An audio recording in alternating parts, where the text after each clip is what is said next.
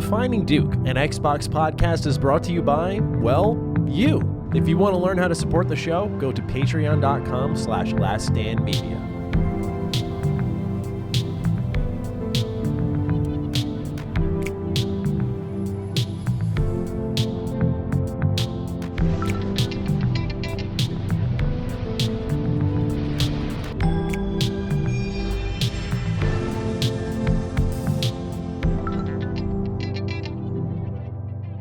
Salutations, everybody. It is Maddie here today, and welcome to episode 200 of Defining Duke, a Xbox podcast. Today, I am joined by, not my co-host, but my brother, Lord Cognito. Cog, how are you today, good sir? Man, I'm so good to see you, man. So good to see the face. You know what I mean? I know we got things to talk about, Sure. and, you know, just the human element. And, man, it's good to see you and getting back into routine and doing things that we love and stuff like that. But I'm doing all right. I'm doing all right, man. I learned a lot this week. Let's just say that. I learned a lot. Yeah, man. Let's not bury the lead, shall we? This has been...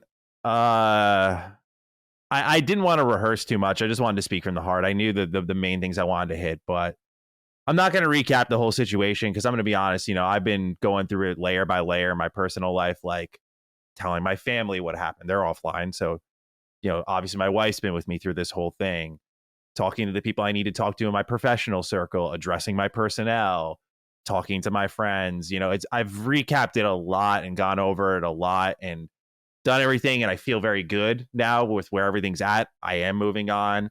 So I'm not going to recap it, but I just want to thank everyone, man. This was the hardest thing I've ever gone through. The emotional damage, I'm not trying to play victim, just being real, speaking from the heart. The emotional damage this has done to me is not irreparable because I refuse to let it change me. I've seen a lot of people almost get canceled and they come out jaded. They change their whole shtick online. I think the reason I'm in the position I am in, and the reason I was able to make my way through this mess, is because I've always stayed true to myself, and I've always tried to just remain honest and be a good person. Like, it's just that simple. And I really can't emphasize enough how much every message I got meant to me when I felt like the world was losing faith in me in an unjust way. It just broke my heart, man, because it makes you think, as someone who worked really hard to keep a good reputation, keep their nose clean, always remain honest, that in a snap, it just goes. None of that mattered to people. They just saw something juicy. And I get it. I get the murder mystery, connecting the dots. Like, I was like, yeah, dude, it was the hottest show of the summer. I get it. I would be tracking it too. I don't blame people. I don't blame people for being spicy. I don't blame people for wanting answers. 100%, that's fair. But the questions about my character and the accusations laid at my feet was unacceptable and really hurt, man. And I'm still going through it. I mean, that whole day, like, I had like a ton of panic attacks. My body was like literally, like, when I say rattling, like, I could not sit still.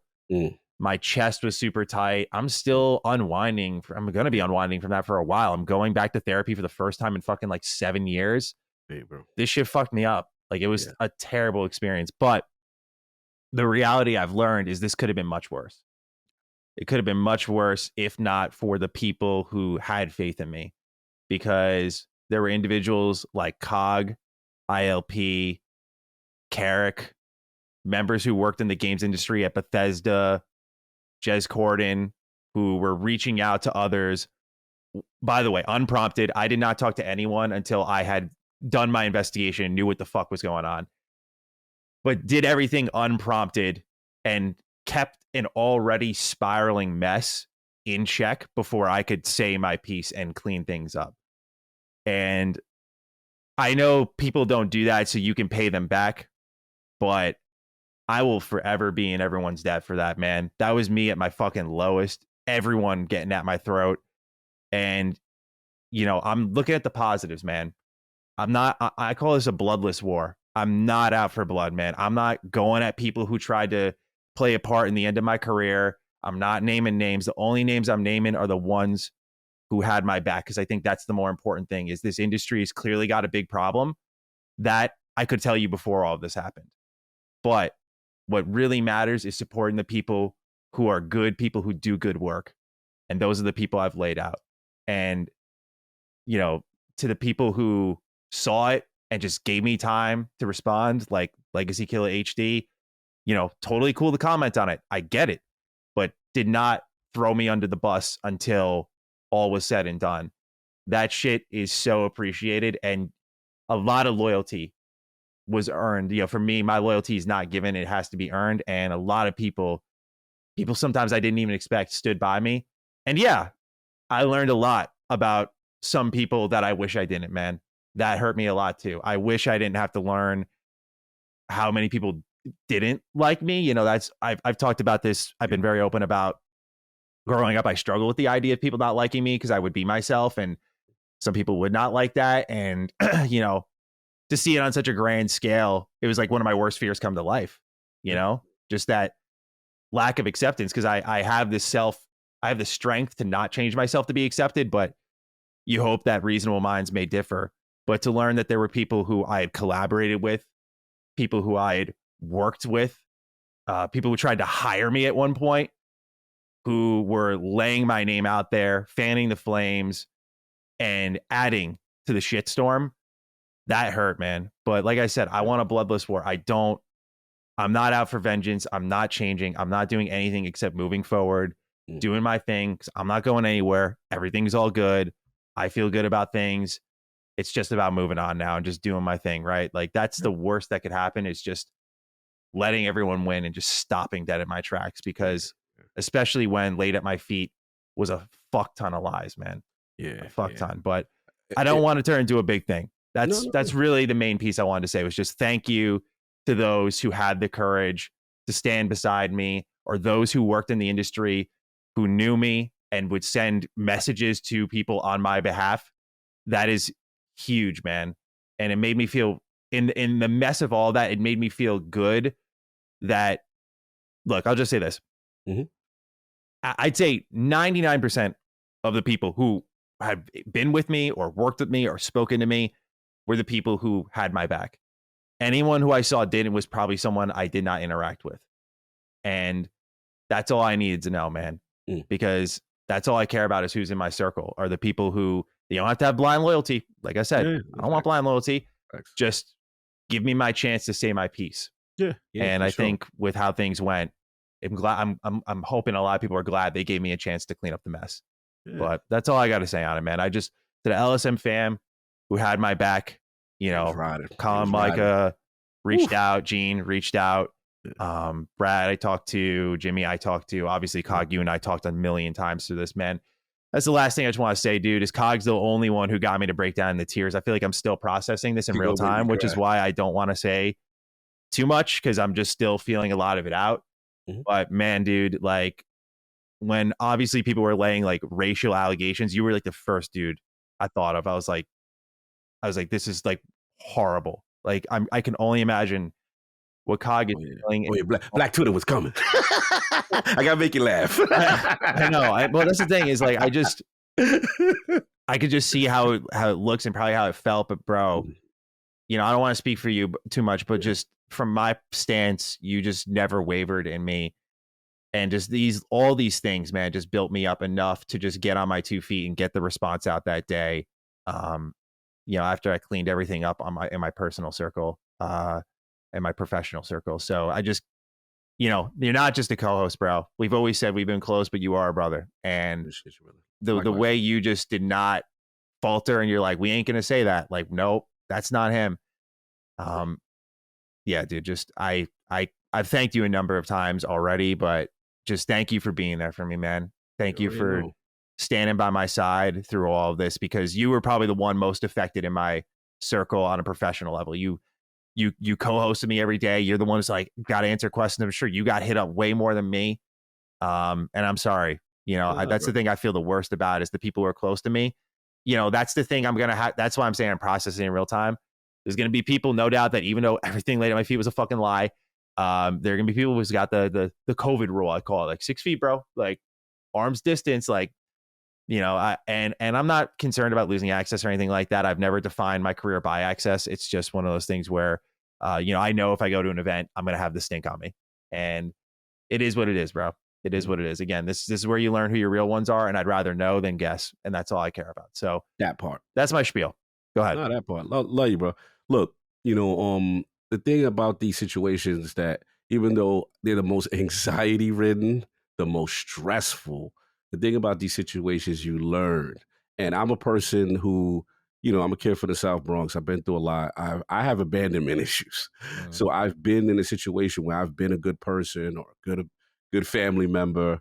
And like that, because of whatever incident or alleged incident or what have you, everything is thrown out. Your integrity is questioned, right? Yeah. And I'm like, man, I'm not a good friend anymore. Like I'm not, you know what I'm saying? I'm not a good family member. And I've had those issues and I've had those moments of being completely alone and completely isolated and no one at the moment having your back.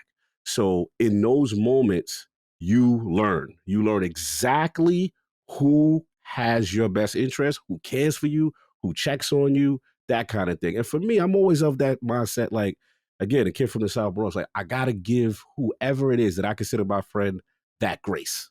You got to give that person that grace, because even if a person is guilty, dead to rights, Kyle, they caught your man, you know what I'm saying? Whatever it is, I always say to myself, until I speak to him or her, I got to give that person that grace. And then we're going to have that conversation. And it was so cool to really build with you a lot this week and just get to the bottom of things and stuff like that. And one thing I will always say, you can, look, we're all human. Things happen. You know what I'm saying? I'm guilty of things, in the past. I'm like, man, I could have handled that better. I did better here.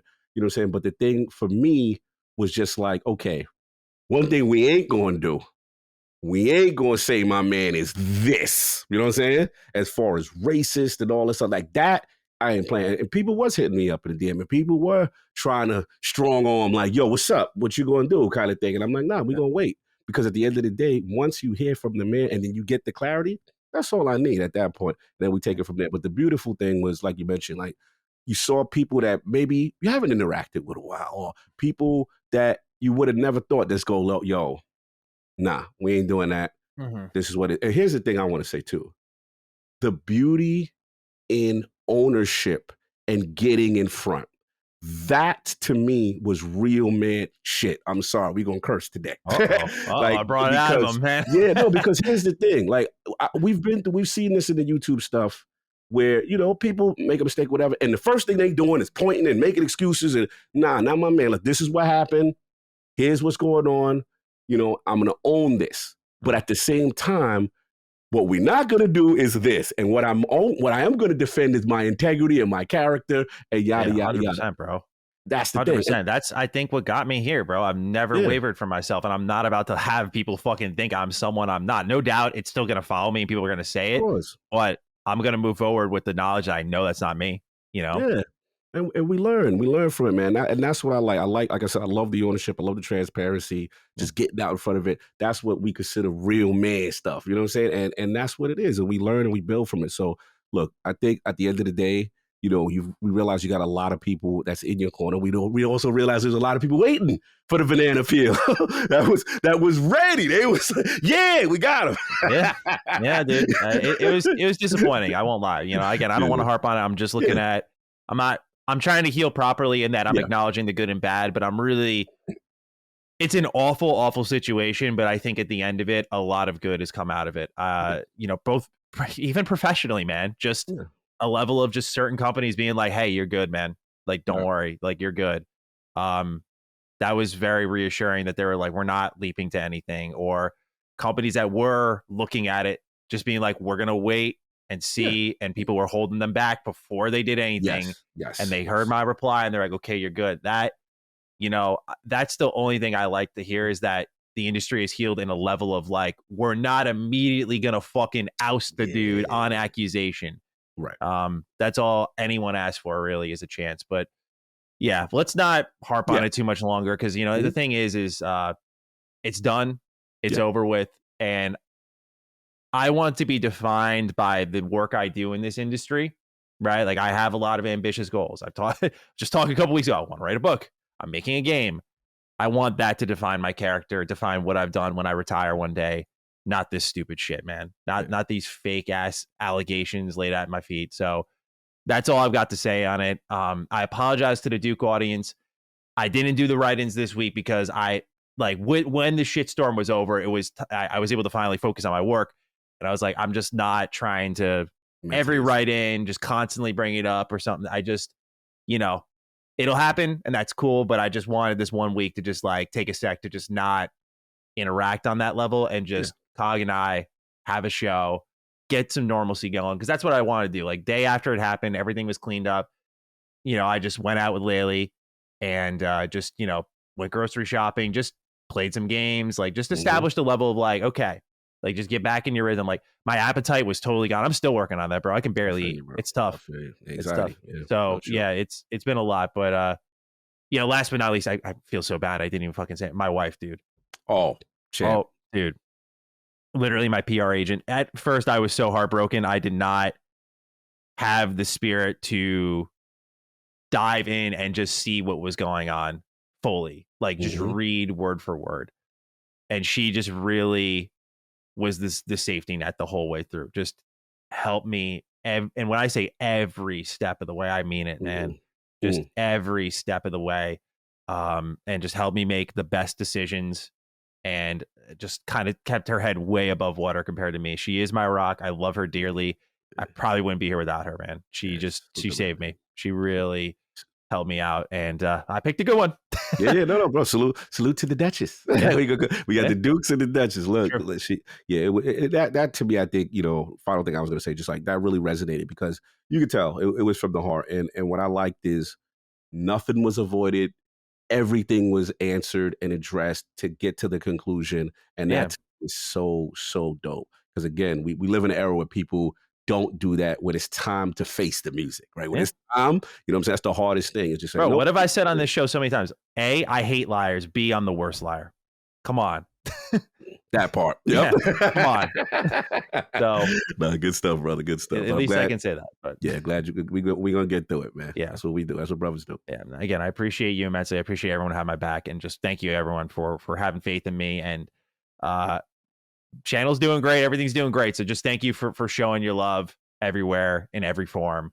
It means a lot. And let's continue on. The show goes on, man. Episode 200 is a special one for more than one reason, I guess. Now jumped off 200. Yeah, I know, right? It's gonna be the illest episode. Yeah, I know, right? So we'll always have this milestone. Yeah, let's hope 300.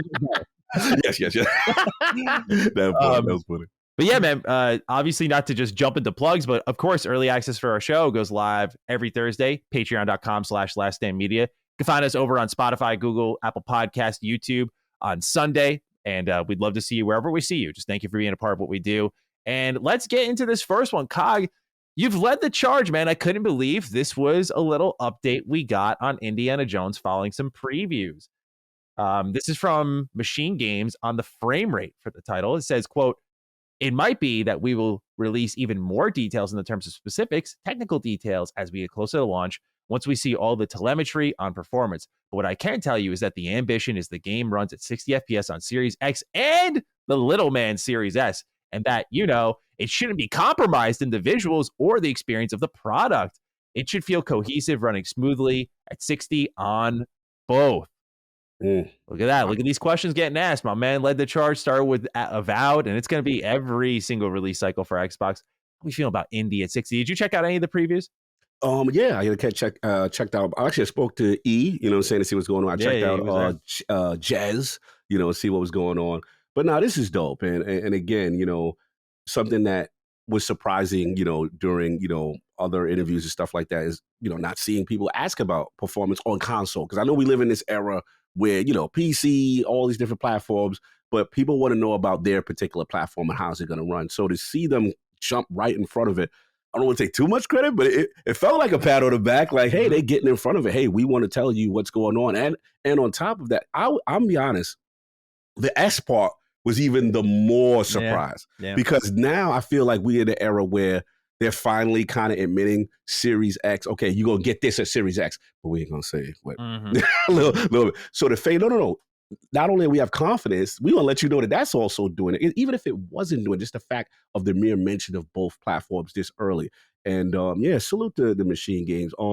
look, their games, the Wolfensteins, you know what I'm saying, I always felt technically were always sound and run well and stuff like that. And one thing about indie though, it had that goldie look to it. So I was like, well, maybe, Series S might be compromised on frame rate. And long as he can try to get Series X, I'll be fine. But this is really cool. I love that statement as far as, them trying to push for it and stuff like that. So yeah, we see it. And hopefully Avowed, City in the Black Rock, they listening, you know what I'm saying? They got time and they can come out with their statement. I'm still going to hold out hope that chapter is not closed, that kind of initiated this kind of stuff. But I love to hear that this is, 60 frames per second like that. That's really cool for console guys. Yeah, this is one I'm really excited for, man. It sounds really good. Like I can't wait. Someone said it scratched the Dishonored itch for them, and I was like, oh, now we're cooking. So very, very excited about that. Can't wait to get my hands on it. I was invited. They were originally going to have an event in New York,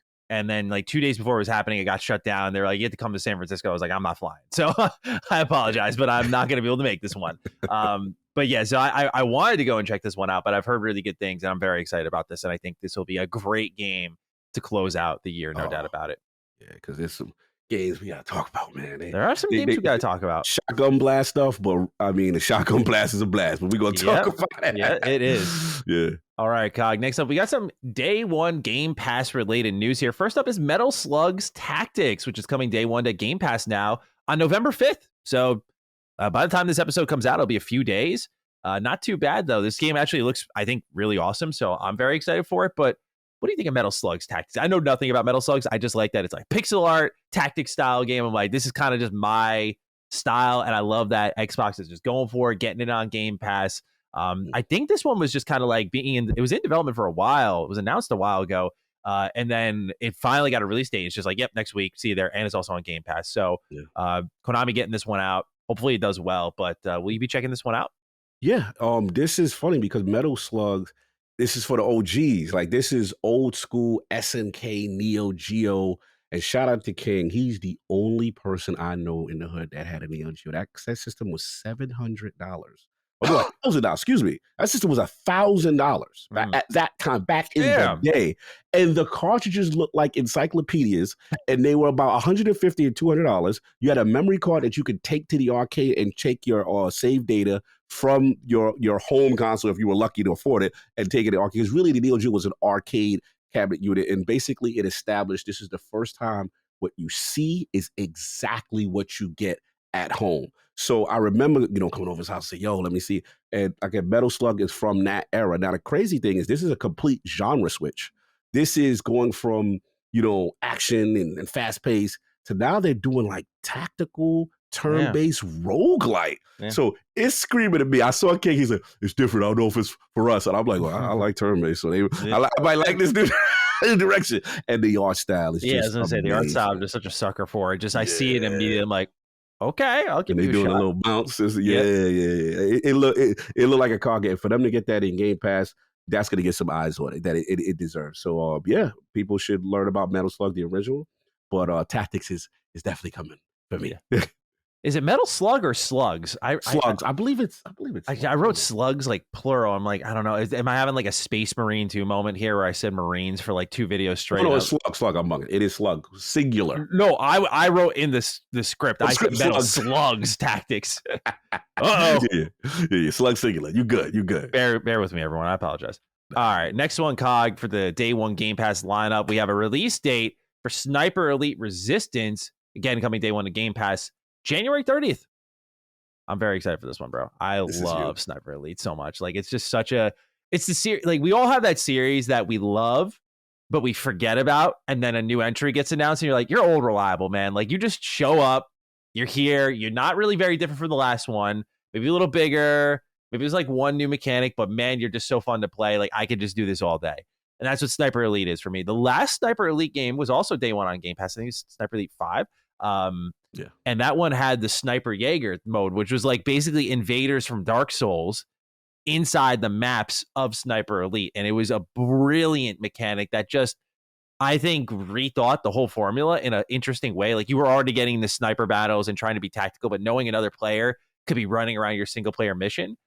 Just what a cool mechanic. It just put you on edge immediately. Whoever came up with that, give them a raise. So I'm very excited to know and see what's going on with Sniper Elite Resistance. So I will be playing that day one, 100%. I already know. This is so you. Yes, Now, sir. the game is dope. I just wish I could play sniper games because in every genre of game there's snipers, I never take the sniper rifle. Because I'm terrible. I don't have the patience. I'll be like, bro, I'm the worst with snipers. Any game, I'll be like, yo, if it's a sniper, I will look for every other weapon except the sniper right in front of me because I'm so bad as a sniper. But that game is dope in the cinematic. You always see that bullet travel. You see the kill. The joint is dope. I can't front. It's it could be such a skill intensive game if you really let it be. Like I always play on the difficulty where like when I'm holding my breath, they show the diamond shrinks and it helps you like gauge like how the bullet's going to drop and everything. But if you remove all of that and you have to just rely on your elements to figure it out, it's a very gratifying game to play. I mean, most people don't play it that way, but if you do, there's just a lot to extract from it. But I've loved Sniper Elite since the second one came out on 360. Low key, a really great co-op series. I played 5 in co-op. I played 2 in co-op, 3 in co-op.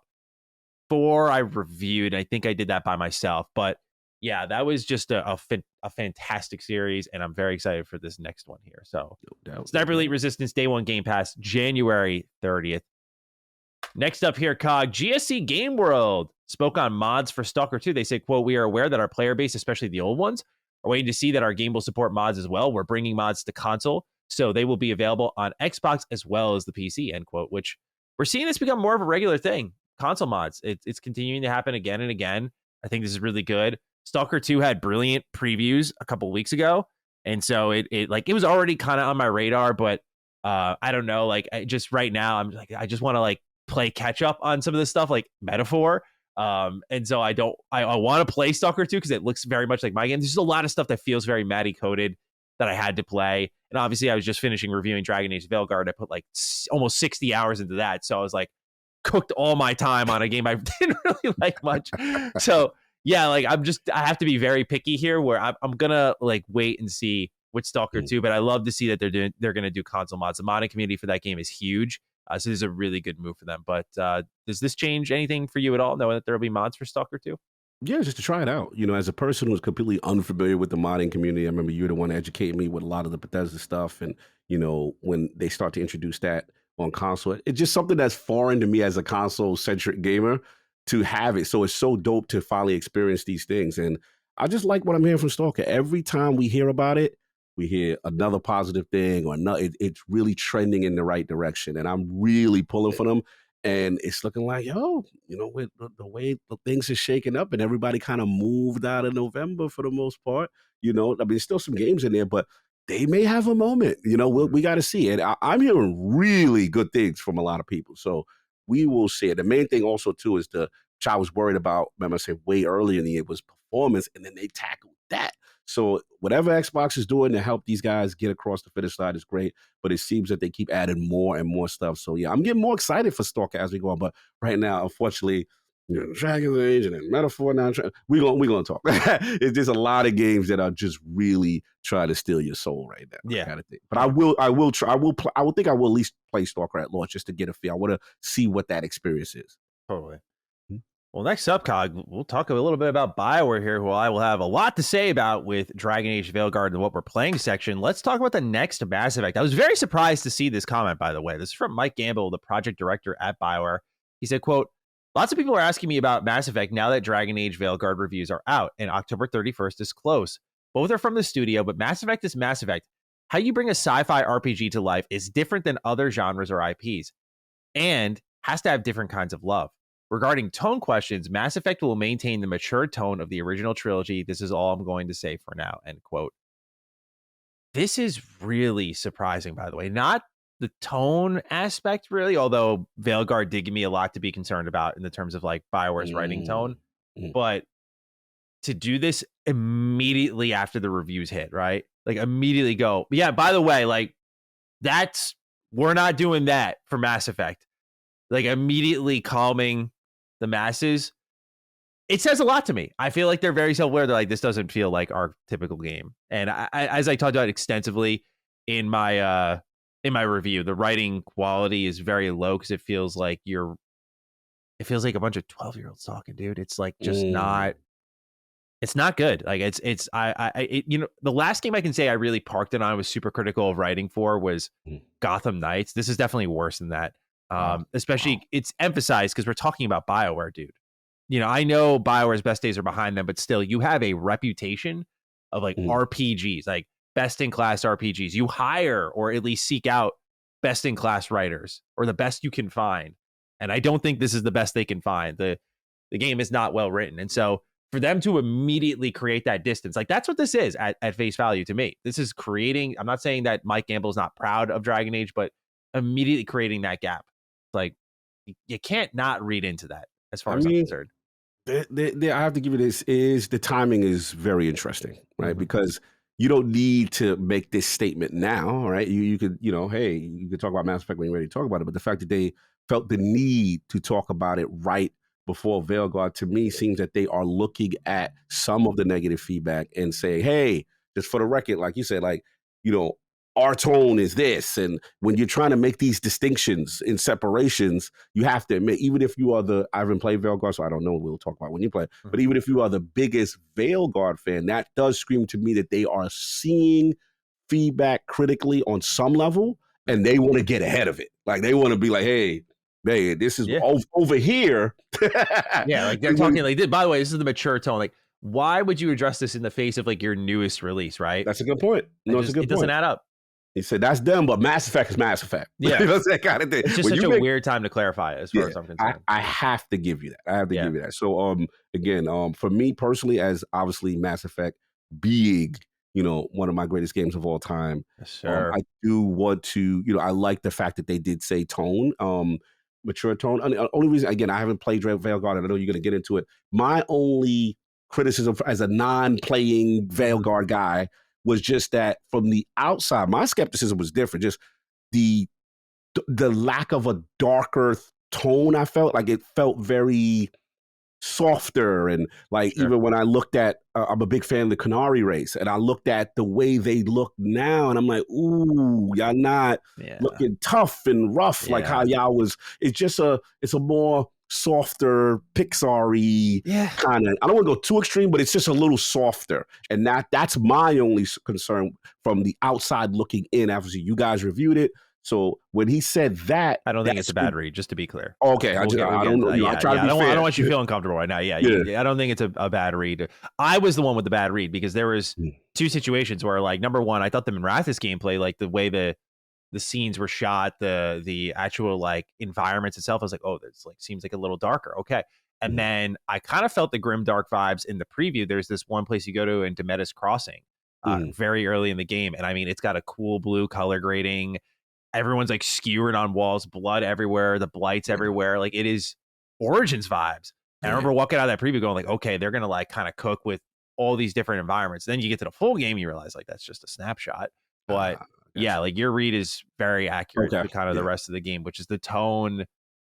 Like I think some will walk away from it being like, that wasn't that bad. But like, I think if you're a Dragon Age fan, the tone here is just so not even like, oh, it's not Dragon Age. It's almost offensively not Dragon Age. In every way, shape, and form. Characters from this series. I use B'Elar as an example because I think it's a fair one, because B'Elar is not an awful character. She just feels like she is plucked out of a completely different series and put here. Like if you line B'Elar up with who else? Cassandra and Liliana and all these Morgan, these like strong female leads from these Dragon Age games. Like it's night and day, dude. It's night and day. Even strong female characters from Inquisition. I mean, Liliana's an Inquisition, but I mean, just the self-seriousness, the tone, the way they're written, the interactions, you're on the money, dude. It just tonally is not there. So I think that's why they're making that distinction now, because I'm sure there are people in BioWare who like, I think a lot of people don't know this. I'm not saying this, by the way, on BioWare's behalf. I don't know this, but a lot of people think that every developer like works on every game they do is like insanely proud of what's there. It's like for many of them, it's a job, and like they don't get to make the calls on like say writing tone, and so someone could be programming the game and be like, who the fuck wrote this, man? And like that's the unfortunate reality. So perhaps this is like you mentioned, like getting ahead of it, just saying like maybe Mike saw something, he was like, well, can't change this now, but we can maybe change our future. And the last thing I'll say is in reference to how Dragon Age right now is symbiotically tied to Mass Effect, the success Yeah. of Dragon's Age. So I think that also plays a factor into it, where they want to get ahead of it in case, it goes left on something that, hey, we want to try to promote the most successful for our franchise based on what we're seeing, maybe some potential criticism with Veilguard. Look, dude, I mean, what I'm most happy about is the scores are pretty good. I don't agree with them. The scores are pretty good. The pre-orders are like, it's number 2 on Steam top selling. Oh, well. So, I hope they succeed. I do, because more than anything, I think we're all in the same boat. We all want to see the next Mass Effect. I'm willing to take one more chance. And as much as I did not like Veilguard, as I'll get into, I want to take one more chance and just see what they do with Mass Effect again. Like, I think it's going to determine a lot, because I do think this is the last Dragon Age game. I don't think they're going to. I can't wait till we get to what we play, because I got to get you in the hot seat. I got to ask questions. You going to get interviewed, boy. All right. Well, I'm excited. All right. Well, next up here, let's talk about PlayStation briefly, because I just thought this news was so fascinating, and I know both you and I will have thoughts. This will be, by the way, a quick warning. It's going to be a PlayStation-filled stretch here, because we're going to talk about Bungie after this. But an update from PlayStation Studios was posted on their blog. I'm going to read it. Cog will talk. Dear team, today I want to share some important updates from Sony Interactive Entertainment Studio Business Group. We consistently evaluate our games portfolio and status of our projects to ensure we are meeting near and long-term business priorities. As part of our ongoing efforts to strengthen SIE's studio business, we have had to make a difficult decision relating to 2 of our studios, Neon Koi and Firewalk Studios. Expanding beyond PlayStation devices and crafting engaging online experiences alongside our single-player games are a key focal area for us as we evolve our revenue streams. We need to be strategic, though, in bringing our games to new platforms and recognize when our games fall short of meeting player expectations. While mobile remains a priority growth area for the studio business, we are in the very early stages of our mobile efforts. To achieve success in this area, we need to concentrate on titles that are in line with PlayStation Studios' pedigree and have the potential to reach more players globally. With this refocused approach, Neon Koi will close, and its mobile action game will not be moving forward. I want to express my gratitude to everyone at Neon Koi for their hard work and endless passion to innovate.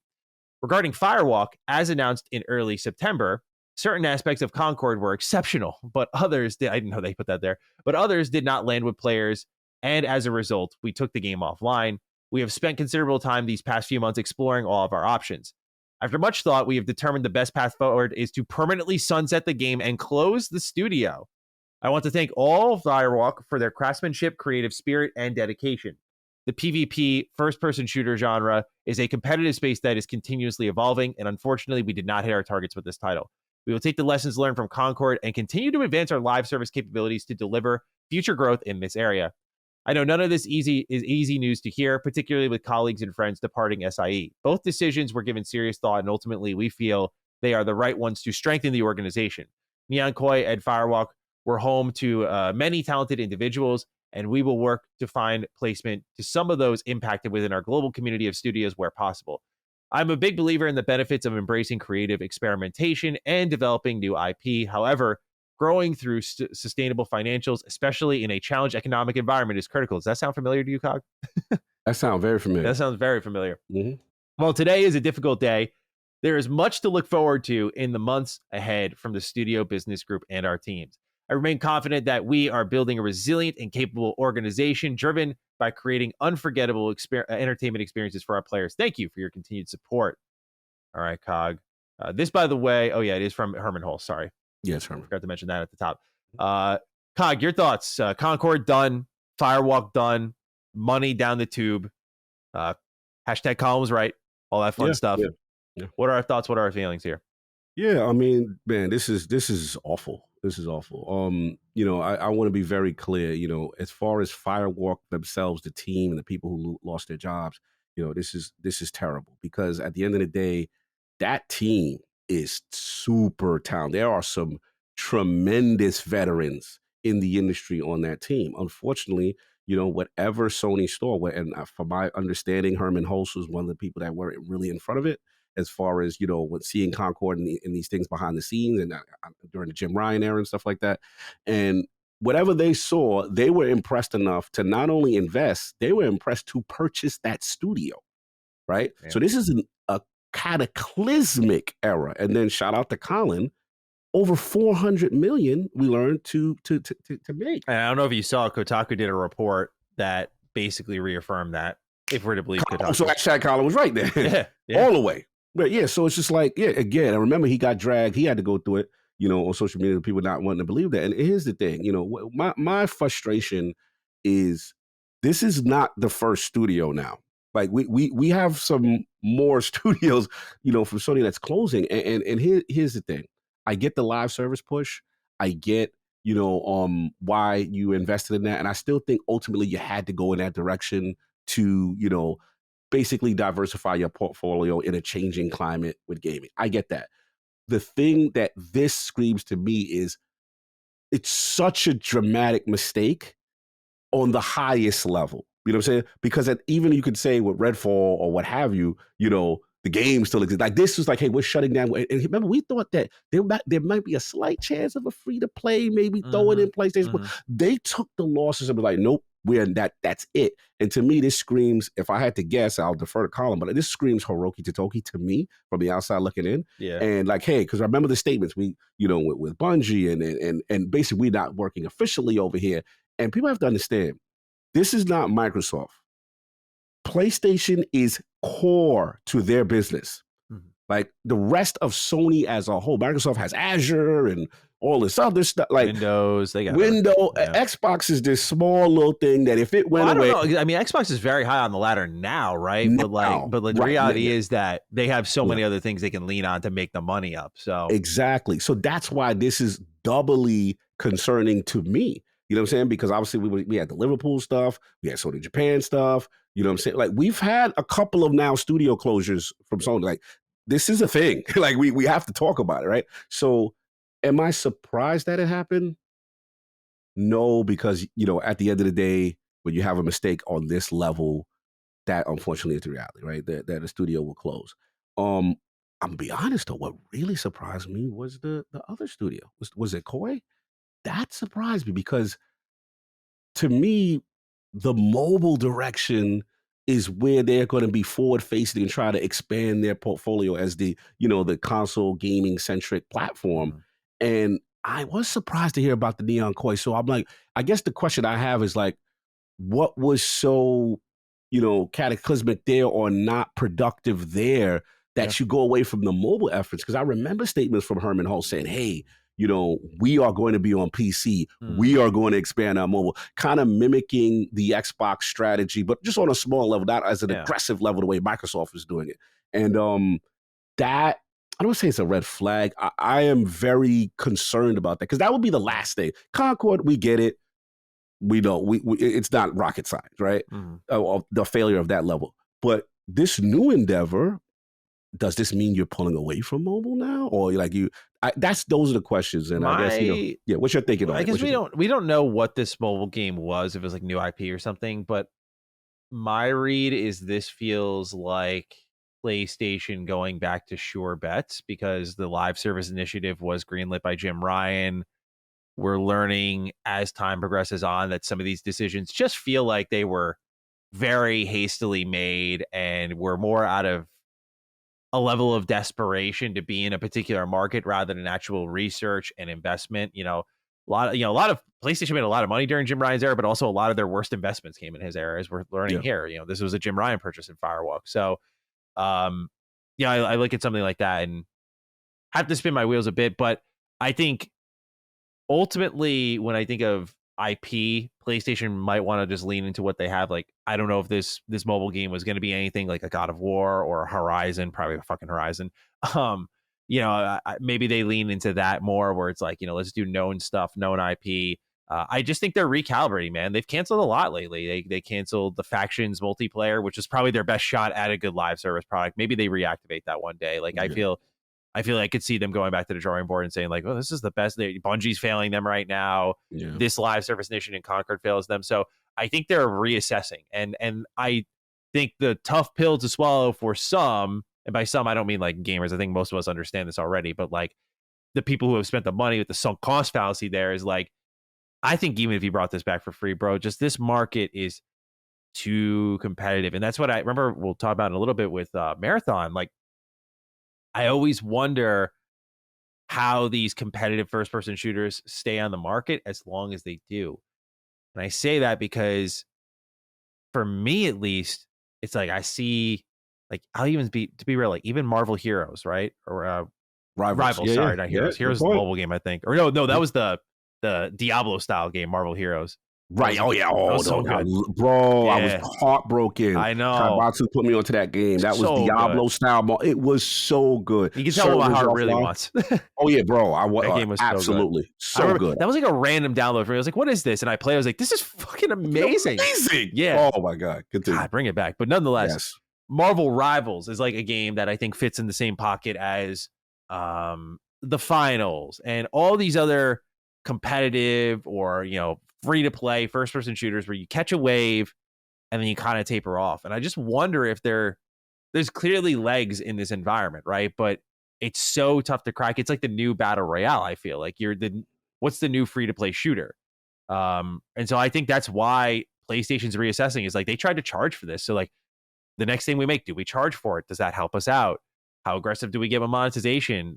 Do we lean into existing IP? Do we do something new? We tried something new and we bought a team for it and it failed epically. So this screams to me, I mean, it obviously is a reassessment, but I mean a massive reassessment on like a core fundamental level because they haven't really wavered on single player stuff. Their investments in third party for exclusivity have been excellent. They really haven't missed there. And the other first party stuff that has come out this year or second party and like Helldivers 2, Astrobot, excellent. Amazing. Both sold really well, both reviewed really well. So like I think they're reassessing how do they filter their current strengths into what they're kind of weak in. And yeah, I hope they just pick series that make sense for live service. That's all. Like bringing back SOCOM, yeah, like an ever evolving open world kind of co-op shooter. Just saying, like that'd be kind of sick, man. I guess my concern, and I'll be honest, I get a lot of flack this generation where, I do have a lot of concerns for PlayStation this generation. They haven't resonated for me as they had during the PS4 era and other eras. But I'm in the same boat. Yeah, to each his own. Don't get me wrong. I'm not saying that the game's all terrible. I'm not going there. I'm just saying for me. But I'm talking about their long term future in the sense of we did know through the Insomniac leaks that even their single player games, right, how expensive they are to make and the sustainability of that model and them actually mentioning Xbox and certain things and services and certain things. And then obviously the mobile and the infrastructure push and cloud and so on and so forth. But then you have the live service part that for right now, outside of Helldivers, which, again, is a tremendous story. But, you have this. So it is concerning to me, like where they pivot, what direction they land, because I am seeing some signs that, hey, you have to get lean, but you got to be smart and you have to make, intelligent decisions. But we will see. But yeah, this one, not a surprise, but I was a little surprised by the mobile aspect. But to your point, maybe it was something they saw there. It was just like, maybe this one individual game that they were making, Neon Koi was making is the issue, but to shut down a whole studio though. Yeah. Ooh, 2 studios. That's a lot. That's a lot, man. 100%, bro. All right, Cog. Well, we still have more quick news here in the PlayStation world. Bungie has shared that Marathon is on track, but it's too early to show something until the midst of 2025, where playtesting is going to expand more and more. So it sounds like we'll be seeing something soon. I thought this was just, kind of a nothing burger sort of set of news, but just a good way to just gauge, like, how's Cog feeling now? How's he feeling now with Marathon? How's he feeling now with Destiny, future of Bungie? Anything change for you? You gotta come outside at some point. Like, you gotta come outside. This was weird to me because Ziegler comes out and there's no gameplay footage. It's just 2 images, Thief and another character class. And all right, in fairness to the game, I will say I do like the art style. It's very futuristic, kind of cool, almost Asian theme vibes, a little technical. It does have a vibe with it, art style that I do like. The question, like I said, I've always said, extraction shooter, and like we just talked about before, price model. How is that going to work? And I know they talk about doing the testing, and there's some Destiny creators that have played it. They can't talk about it, so I can't get any information there. But it's just this is so critical for them. Do I think this game is going to play well? Probably yes, because it's Bungie.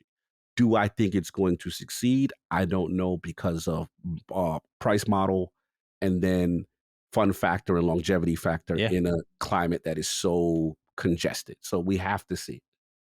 Absolutely. So let's hope it delivers, man.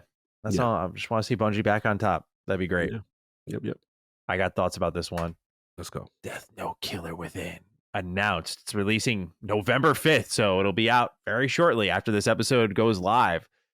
This had leaked a couple of times beforehand. Like it was a rating on, I think Gamatsu had caught it through the ESRB. So we knew this was very much a real game. There's a lot of speculation, like, is it going to be a visual novel retelling of the game or of the show / manga? Is it going to be a new original story? What's it going to be? Some people had, and my prediction was, an Among Us clone. And it is a Among Us clone. I have mixed feelings because, like, first of all, like, it's clear how effective the Death Note IP is for me. I adore it. So I saw it. I was like, all right, I'll try you out. Like, that was the first thing. I was like, I'm not really into the Among Us. I have like 10 hours logged in it from 2020, and like that was it. But man, like I saw this, and I was like, man, this is kind of cute. Like, this how to get you. I was like, this is the angle that Bandai needed to take. Number two, it's different. Look, man, I got to appreciate that they are doing something different with an anime game that doesn't look awful, by the way. Like, they did something different with Dragon Ball and Dragon Ball The Breakers, but that game, you could just smell how I thought mid it was going to be, and I played it, and it wasn't good. It was an asymmetrical multiplayer game, and it controlled and just looked and played awfully. So this does look decent enough. I get the idea of like these character models basically being chess pieces on a board. They look a little goofy, I won't lie. But look, man, seeing like a new Death Note thing in 2024 is really cool. I mean, I have not been like the long-term Death Note fan. I wish I was, because I watched it. It's one of my favorite pieces of media ever. But this looks cool. It's free on PS Plus, so it's easy for me to try. I already have PS Plus subscription. But yeah, dude, I saw it. I was trying to get my friends rallied up, and since I stopped playing Among Us with them, they're like, "Nah, you reap what you sow, bro. Like, we're not playing with you."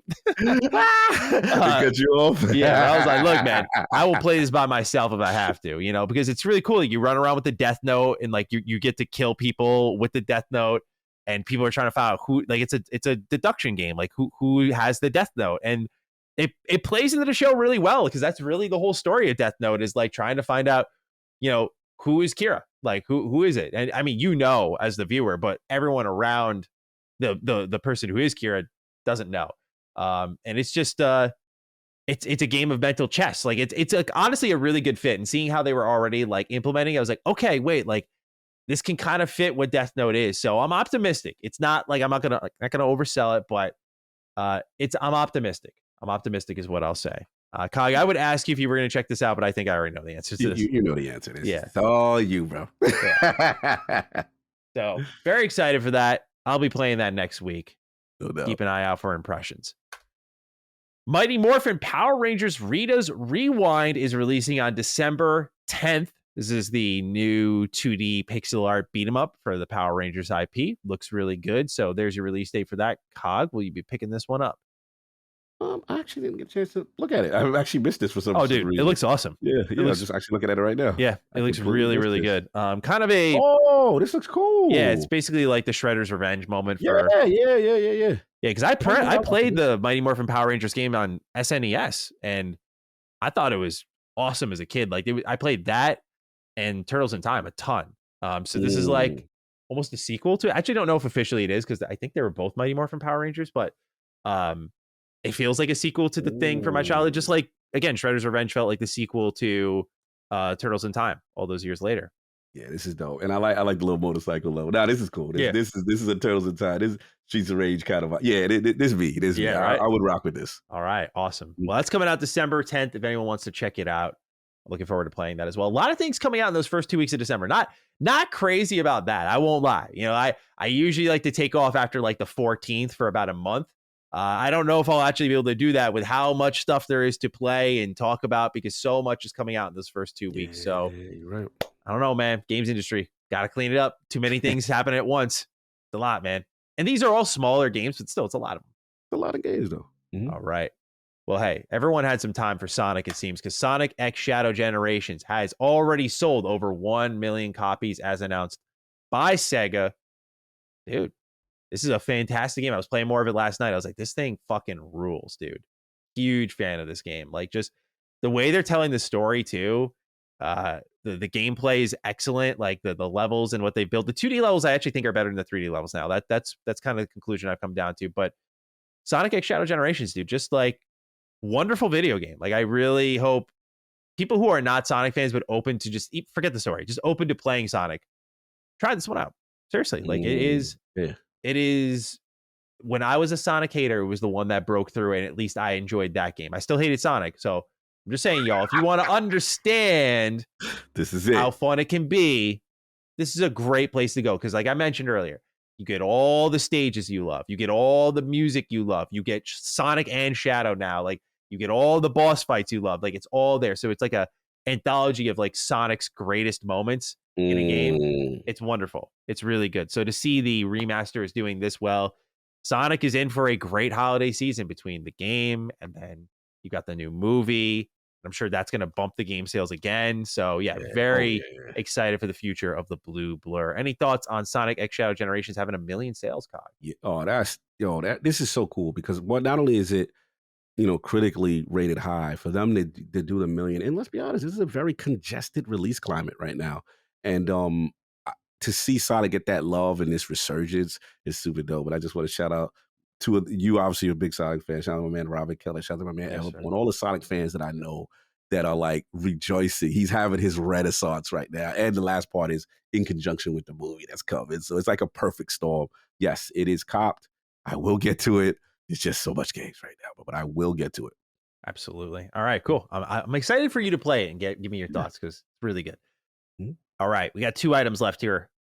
First up, Path of Exile 2 is getting a delay by 3 weeks to December 6th. The reasoning, however, is a refreshing change of pace compared to our usual delay letters as it arrives in the form of a video update from the game's director, Jonathan Rogers, who says, quote, "Isn't really the game itself that we're behind on. It's a bunch of server-side infrastructure work that is taking us a lot longer than we expected.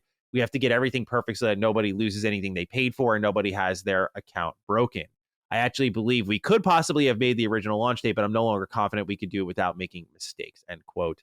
And I love, first of all, that they're letting you bring like all your purchases and progress over into from Path of Exile 1 into 2. I think that's really awesome. But what I also love here is I feel like they understand the moment this is, right? Like Diablo 4 is in a really strong spot, don't get me wrong, but I think people are looking for a strong competitor right now. Like what can someone do? And I think that's why what's that game from the dude who did Ori? No Rest for the Wicked. Oh, No Rest for the Wicked. Yeah, I think that caught a little attention. I feel like people are looking for the next Diablo competitor, and this is absolutely it. This game looks really good. I'm very excited to play it, but early December game again, Cog. It's looking bleak for me, man.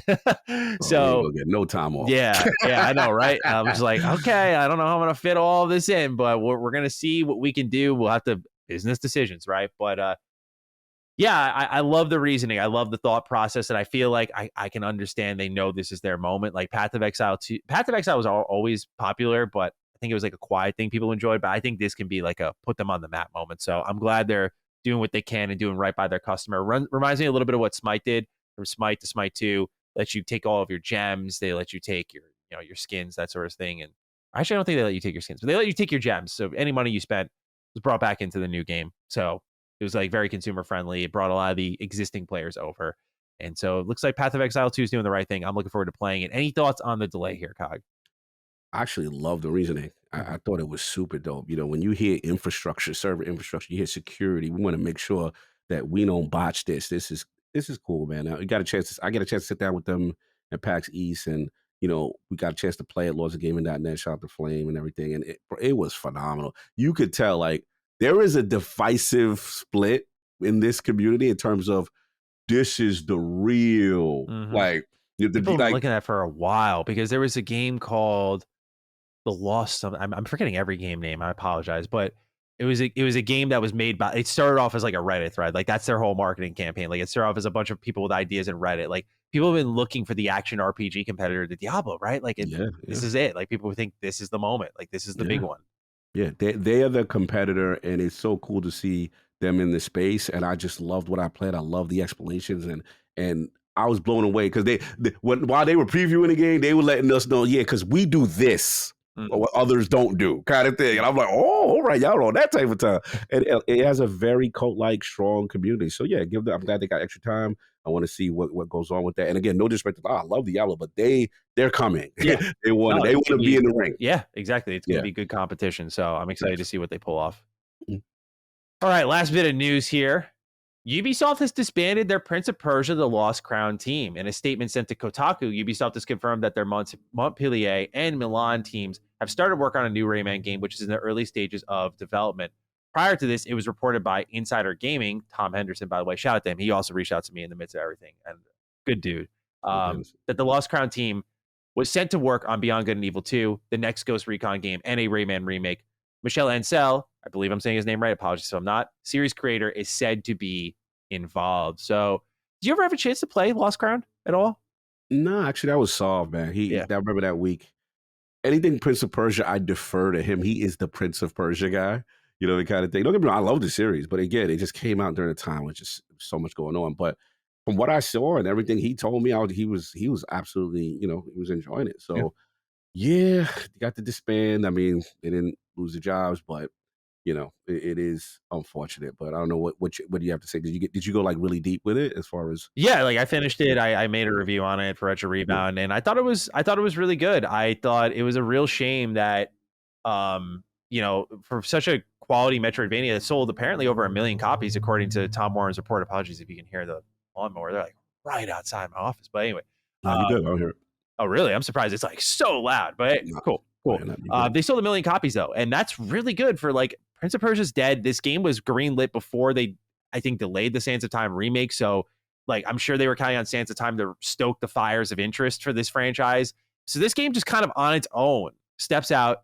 When Prince of Persia is like widely known in the terms of like its popularity is I think a 3D franchise. It started as 2D, but to kind of fight that uphill battle, sell 1 million copies, be one of the highest reviewed Ubisoft games in a while, and like widely appreciated, like to see all of that, and Ubisoft shuts them down basically and sends them to work on Rayman makes a little more sense. It's like, okay, that's kind of fitting, like 2D. Some of these members of the Montpellier team were the Rayman Origins team or Legends team. I apologize. So this, okay, that makes sense. That's a good fit. But you're gonna send them to work on Beyond Good and Evil 2, like one of the biggest sunk cost fallacies in gaming. It is the biggest, right? It's been in development for a stupid long time. It was announced a stupid long time ago. So you're going to send them on that and Ghost Recon. And hopefully it's not another one of those Ghost Recon open world games that they just they're getting a little fatigued. Yeah, it's just, I love the idea of them. I'm looking for my SOCOM fix, clearly, because I'm about to bring it up again. But it felt like, oh, this is going to be the replacement series. Like, it's going to be co-op tactics. Because the Ghost Recon I loved was which one? Future Warfare. Advanced Warfighter? Not Advanced, the Future Warfare one.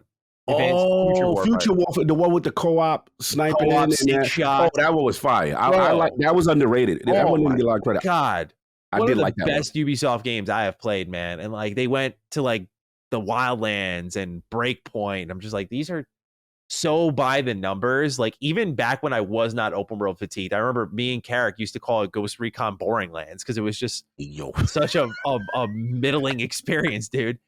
So yeah, man, like I was just I saw this, I was like, man, disappointing. Yeah. I mean, it is. I want Grow to get back to what Grow does, but I forgot about that one. You're gonna make me go back. Is that still what was the exact name of it again? That Ghost Recon? Because Future Warfare. Future Warfare. It was in the cut, man. You just brought back a memory. I got to go back and replay that, man. I really enjoyed that game. Yeah, I have it in my collection actually. Hang on, let me grab it. Hold on. Got that joy. Yeah, Future Warfare, man. I mean, as a person, like I grew up with Ghost Recon, so I always followed most of them. And I remember when that came out. Soldier. Future Soldier. Yes. Yes. And they were doing really cool things. You tag everybody up, co-op snipe, do some crazy. Yeah. I do remember that joint. That was a joint right there. Yeah, because what they did, dude, was like they mastered the feeling of like teamwork. Like I love games that like Guardians of the Galaxy did well. Like single player co-op feeling games are awesome. And like this is one of them where like you would like coordinate your team, like go over there, you go over there, and you just line everyone up and you're like, all right, sync shot. You just drop a whole room of people like that. Yeah. The amount of like crazy tech, like cloaking and just hiding in plain sight, crawling on the ground, they're like wait for everyone to pass by. Like the comms, the voice acting. Yes. That game is so good, man. Mm-hmm. See, here we are. We're not talking about Wildlands or Breakpoint. We're talking about, you know. I feel you. You remember that John Bernthal is in fucking Breakpoint? Like, yes. That was like the big thing for that game. He was like, yes, that was the selling point. That was the marketing beat. Yeah. I remember that. Yeah. So, hey, I don't want to judge a book by its cover. I don't want to judge too early. I will keep an open mind, but it's a shame to see that one of Ubisoft's best games, their team has been separated. And a lot, they're losing members at Milan as well. The guy who made the creative director of the Mario and Rabbids series like left a while ago. Wow. And then a lot of their team is leaving. They're enforcing work from home conditions. So apparently, according to reports, I think again this is Tom Henderson. This guy's got his finger on the pulse of everything Ubisoft. It's crazy. Whoever's they leak everything to this dude. Bro, he one of the few to be getting a lot of PlayStation stuff. Yeah, PlayStation stuff is very hard to get, and he be getting that too. Oh, bro. I mean, he has to, right? It's insider gaming. Like that's his whole business model. It's so awesome. Straight up. But where was I going with this? But it's a shame to see the Rabbids team. The guys that made Rabbids. Yeah. So you're seeing that this team get disbanded. That another one of their strong teams is losing its best members. That made. I mean, Mario and Rabbids is just like such a. I've said it a million podcasts in a row, so I apologize. But just it's so good. So for Ubisoft to be losing the talent that's making their most original stuff, and they're sending them to work on their most like run of the mill stuff, really hurts my soul because I'm just like I don't think they're gonna get out of this problem they're in for a while. Hope not, man, but I feel you. All right, Cog. Well, it's time to talk about what games we are playing. We have an interesting lineup here. We share one, and then we have two different ones. As always, I'd like for you to go first, sir. Yeah, I think let's talk about the shared one, right? Let's do it. Yeah, there's a big game that released, and man, where do I begin? We saw from Call of Duty, the Black Ops, the Direct. I came into it like, oh, do I really want to sit through a direct about Call of Duty? I came into it with that energy. I ain't going for it. Mm-hmm. And I remember leaving the Treyarch's presentation being like, wow, they really put a lot of time into this. And, campaign. And obviously we know it's a three-phase game, campaign, zombies, and multiplayer. Multiplayer I've already played. I already gave my thoughts on it. Really still enjoying it. There's a little controversy about the maps and stuff like that. Some of the maps and stuff like that. But they're going to bring some old favorites back, and that'll kind of calm that down. Zombies didn't get a chance to spend too much time in, but I shot the Attic, who is the zombies guy, and everyone is raving. Everyone is enjoying it. But for me, there's always a rule for OG Call of Duty guys. We got this rule: when the new Call of Duty come out, it's like we know we want to rush and run the multiplayer and prestige, but you got to get your homework done. Yeah, you got to get your homework done. And look, I've been on the record. I've probably been on an island that last year's Call of Duty was okay, fine to me. Unlike Batty, who despised it, and a lot of people ran. They were like, "Cog, it is the worst joy ever." And I'm like, I'm not going there. It is not the worst to me. I enjoyed it. I'm so interested to see how you feel about a true 4 years in development Call of Duty campaign, sir. Let's hear it. So that being said, played the new joint. Sorry, let me see what's going on. So first thing off, 1989. We in 89, baby. You know what I'm saying? We're doing like some CIA, we're doing the mold joint, we got the Reagans, we got the Clintons, and let's just get off the bat. This game graphically is cooking. Yeah. I'm playing it on Series X. The 4K 60, we got the HDR, we got the 120 hertz. We have the most accessibility options I've probably seen in a Call of Duty game I've ever seen. I had to turn some of them. It was like making stuff too easy for me. I was like, wait, take this. They have a high contrast mode where you can, if you're struggling to see enemies and stuff, they got friendlies will have like a blue hue around them, which will have a red hue. Enemies will have a red hue. And the first 3 missions, specifically mission 2, it was like, okay, boom, you're gonna go in there. And you got to get to this like bell tower kind of thing. We're going to scout out. You're going to do this snipe, but you got to stay stealthy. Going, I got throw some shade, at Redfall. Going behind someone, knocking them out, doing a silent kill. Wow. Redfall. Like, we'll never escape this. Bro, I never figure out. I remember when I went behind somebody in Redfall, I'm like, all right, where's the prop? What? You know what I'm saying? So I'm like, bro, like pure stealth. Hide the body. You know what I'm saying? Detection. Ghost, you got the ability to go silent. You know what I'm saying? Or go loud. But if you go silent, even achievement that rewarded me for going silent through the mission. Mm-hmm. I was like, wow, this is amazing. Then the base setup, you can build out a weapons bench. They have perks that you can like kind of build into that give you stats and give you armor piercing. And they seem like permanent effects based on cash that you find throughout the level. Amazing stuff. Then the faces on these character models, bro, like this is insane graphically. I'm like, this got that blockbuster movie of the like this blows away Last Choice. Like I will give you that. Like it's not even close. Like, but don't get me wrong. I'm still gonna fight y'all. Last Choice was not a bad game, but it's just like it's like how I look at it. It's the pantheon, right? It's like if you go compare this to this, like then that's the worst of the joints, right? I will give y'all that. But this is like, oh my god, level. There's a joint where you infiltrating Clinton organization joint, and bro, it is so well done. You got this this phone, this camera thing, and you're listening and you're pointing out enemies, you're tagging. It was, again, these levels are so well designed and so immersive and so tension and so much fun.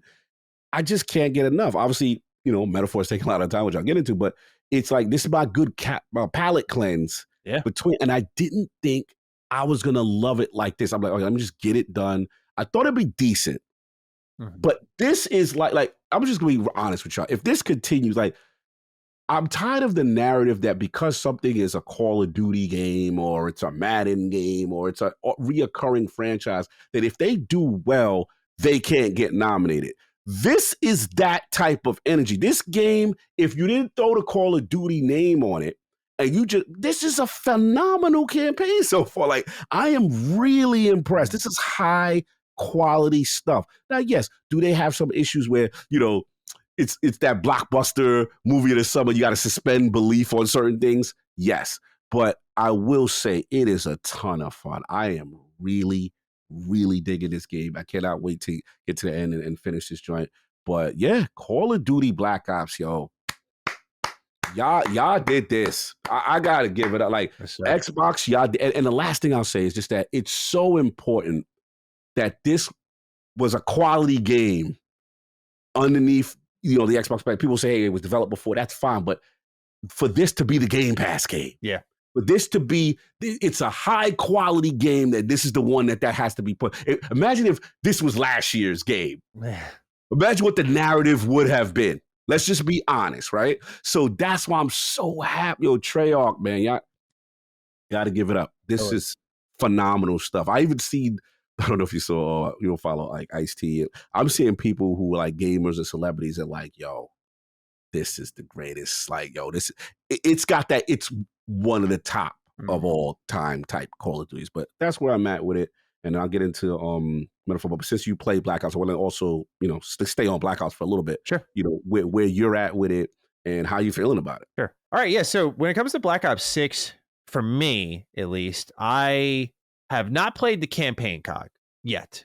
I want to. As I'll talk about in a little bit, all of my time was chewed up by Dragon Age, and as I was like in the middle of my Dragon Age playthrough, I decided in my head I was like, after this, I need a little League of Legends, like just flush the system. Like I need I told Laylee, I was like, I need brain rot gaming for a minute, and then I'll seek out my next story. I just need to cleanse the palate. Fair enough. So with Black Ops 6, what I have played, this kind of rounds out our conversation. I did play the multiplayer. I played some zombies as well. I need to hear about this. Yes. I want to start with the zombies because I can talk more about the multiplayer. The zombies, man, like some of the magic is gone for me with zombies. And I don't know if this is a hot take. Now, to be clear, I might be in the COG camp for zombies here, right? Like COG has not played COD in a while, so he shows up and he's out here for MW3. He's like, hey, man, not that bad. For me, maybe this is a huge improvement to others in the community with zombies. But for me, I admittedly have only played one of the two maps. It was the Liberty Falls map. And what I loved about zombies, at least growing up with it, was the chase for like the big get. Like you don't just get Pack-a-Punch, like you had to build it or you had to build something to get there. In the case of Liberty Falls, dude, we unlocked like 2 doors and it was there fully assembled, like bang, Pack-a-Punch ready. They've added layers like you can Pack-a-Punch your weapon 3 times now. You can go to a little crafting station and take salvage you get from the dead zombies, and you can upgrade the rarity tier on your weapon. It does more damage each time around. So there's new progression elements. They still have like the classic stuff, Juggernog, Stamina Up, Quick Revive. They have all of these, but I think this game does have a map problem, as I'll get into a little bit with the multiplayer. But yeah, dude, it just felt soulless is how I would define it. Like it was just like a map hosting zombies. There was no fun story or gimmick or element to it or progression through it. It was just like, we got everything unlocked in like 5 minutes, it felt like, and the map was just open and that was it. There was no like, what's going on over here? Like, yo, wait, this is a good spot. And like, obviously zombies has become like, you just set up trains and you keep running down alleys and shooting down trains of zombies. But I was hoping like mechanically, fundamentally, it had evolved a little bit more. Because I like the arcadey nature. Now, I'm not going to judge too hard because I've only played one of the two maps, and I read in the Discord server that some people are like, oh, I love Liberty Falls. It's way better than the other map. My friends are saying the other map's actually better, and it's more like original zombie. So I'm going to hold harsh judgment of any kind until I get to that point. But I'll just say, like, first impression, like, I haven't played zombies in a while. This is like a good place to wow me because I think the last time I did zombies was Black Ops. Did 4 have zombies? I don't know. You've been out the game. Yeah, it's been a while. I want to say 4, but I know it was a Black Ops game. It was the one that kind of had like a 1940s noir feel to it.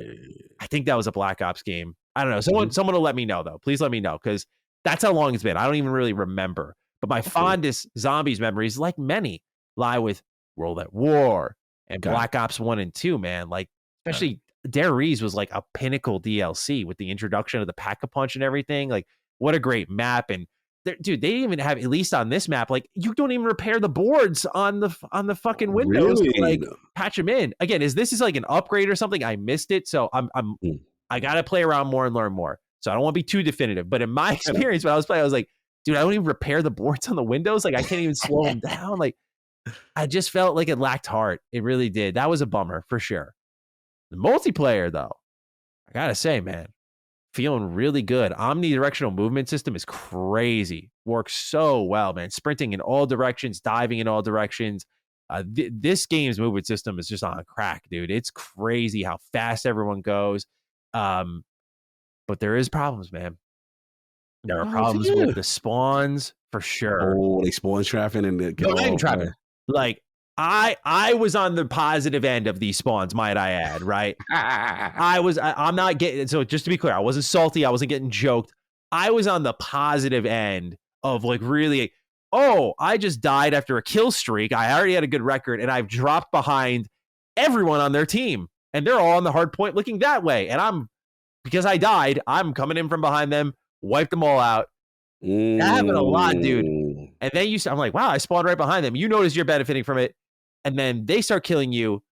And I was putting it together a little bit. It's just a little bit of mental chess on my behalf, Cog. But I feel like that's why they have changed Call of Duty from kills, deaths, and assists to eliminations. Because you get a lot of eliminations in these games because you don't have to kill anyone to get it. It's getting an assist either way. Assist. Yeah. So when I think about how many true kills you get, which you can still get a lot, how many true kills you get versus how many times you actually die, I do feel like they have done this deliberately. So you look at your record and go like, oh, okay, I'm getting more kills than assists. But I actually think it's anecdotal, but I think it's actually much, much closer than we all realize because of the way the spawns work, how often you die, how quickly you find action, how the maps are designed. Like, it's questionable to me, man. I'm like, I don't know. Like, this is really good feeling multiplayer, but everything surrounding it, I'm like, I don't know. This feels like kind of it's joking me a little bit more than I'd like it to. The gunplay, as you'd expect in a Call of Duty game, is phenomenal. I do not like too much that the go-to gun right now is the XM4. Yeah, that's what everybody going for. That's the joint. It's like a creator class or starter weapon, like a starter loadout weapon, and it's fucking good. And like every match I was in for like 30 levels was just all XM4s. There was one dude who was a sick quickscoper and was embarrassing us, bro. This guy was nasty. But otherwise, everyone was just using the XM4. I'm like, that's a little boring. You know, like there are other good weapons in the game. Don't get me wrong, but like you just anytime I would, so what I would do. Literally, what I would do is I was like, all right, let me try this other weapon here. And I would get some kills, but then you just get outshot one too many times. And you're like, all right, No, I'm joining them. You can't beat them, join them, right? You run out with the XM4 again. It's a huge difference maker, man, because it's just immediate.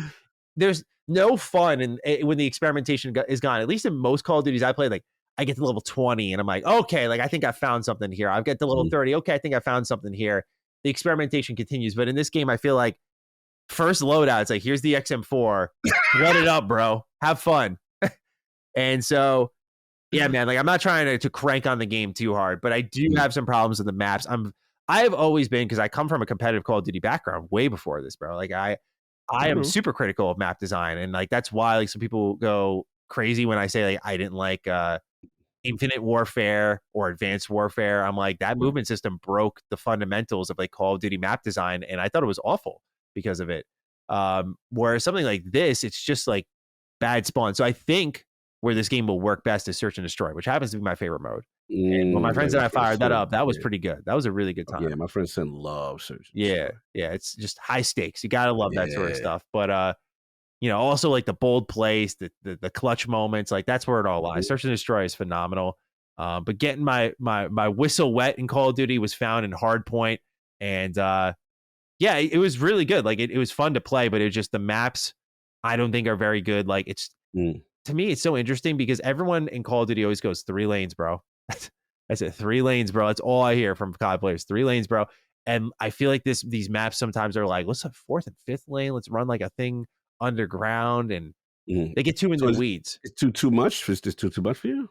Not for me. I'm just saying I think it destabilizes like what makes Call of Duty fundamentally great to play. It's like, you know, there's a science to it for sure, and like how you can nail someone in their spawn, but there's no fun when the maps are so chaotic and the spawns are so bad that I'm like popping up behind people, you know? Yeah, well, spawns popping up behind someone on the spawn. That's not. And again, by the way, I'm not on the receiving end of this. You're like, yo, I was eating. Yeah, but I didn't feel good when I was doing that. I like outgunning people. Or I like outflanking them, and that's what I love about good map design. And I think a lot of previous Call of Duties had that. But this game had some interesting maps. Like there's one map that's literally based inside a mansion, pretty much. Yep, I did that one. Yep, really cool. Like the ideas for these maps are good, and I don't want to say like all the maps are bad. Just I'm being critical of the some that I played that are defining a lot of my experience. Or like some of them aren't very good at all. But like that one map that's like a cabin in the woods. I'm like, this is fucking cool. Like it just really worked for me. I don't know. You did the train one, and I think train one was West Virginia. Train one was actually no, not decent. Train one was one of the first ones I recognized. I was like, there's a spawn issue here. Like I'm just flipping on them constantly. But I try to again hold strong opinions on this stuff because I let the competitive scene decide that sort of stuff. Like for them, like Hardpoint, which is a mode we were playing a lot, is a game that's all about positioning to kind of control where the spawns are and knowing like they go here, here, here, or here.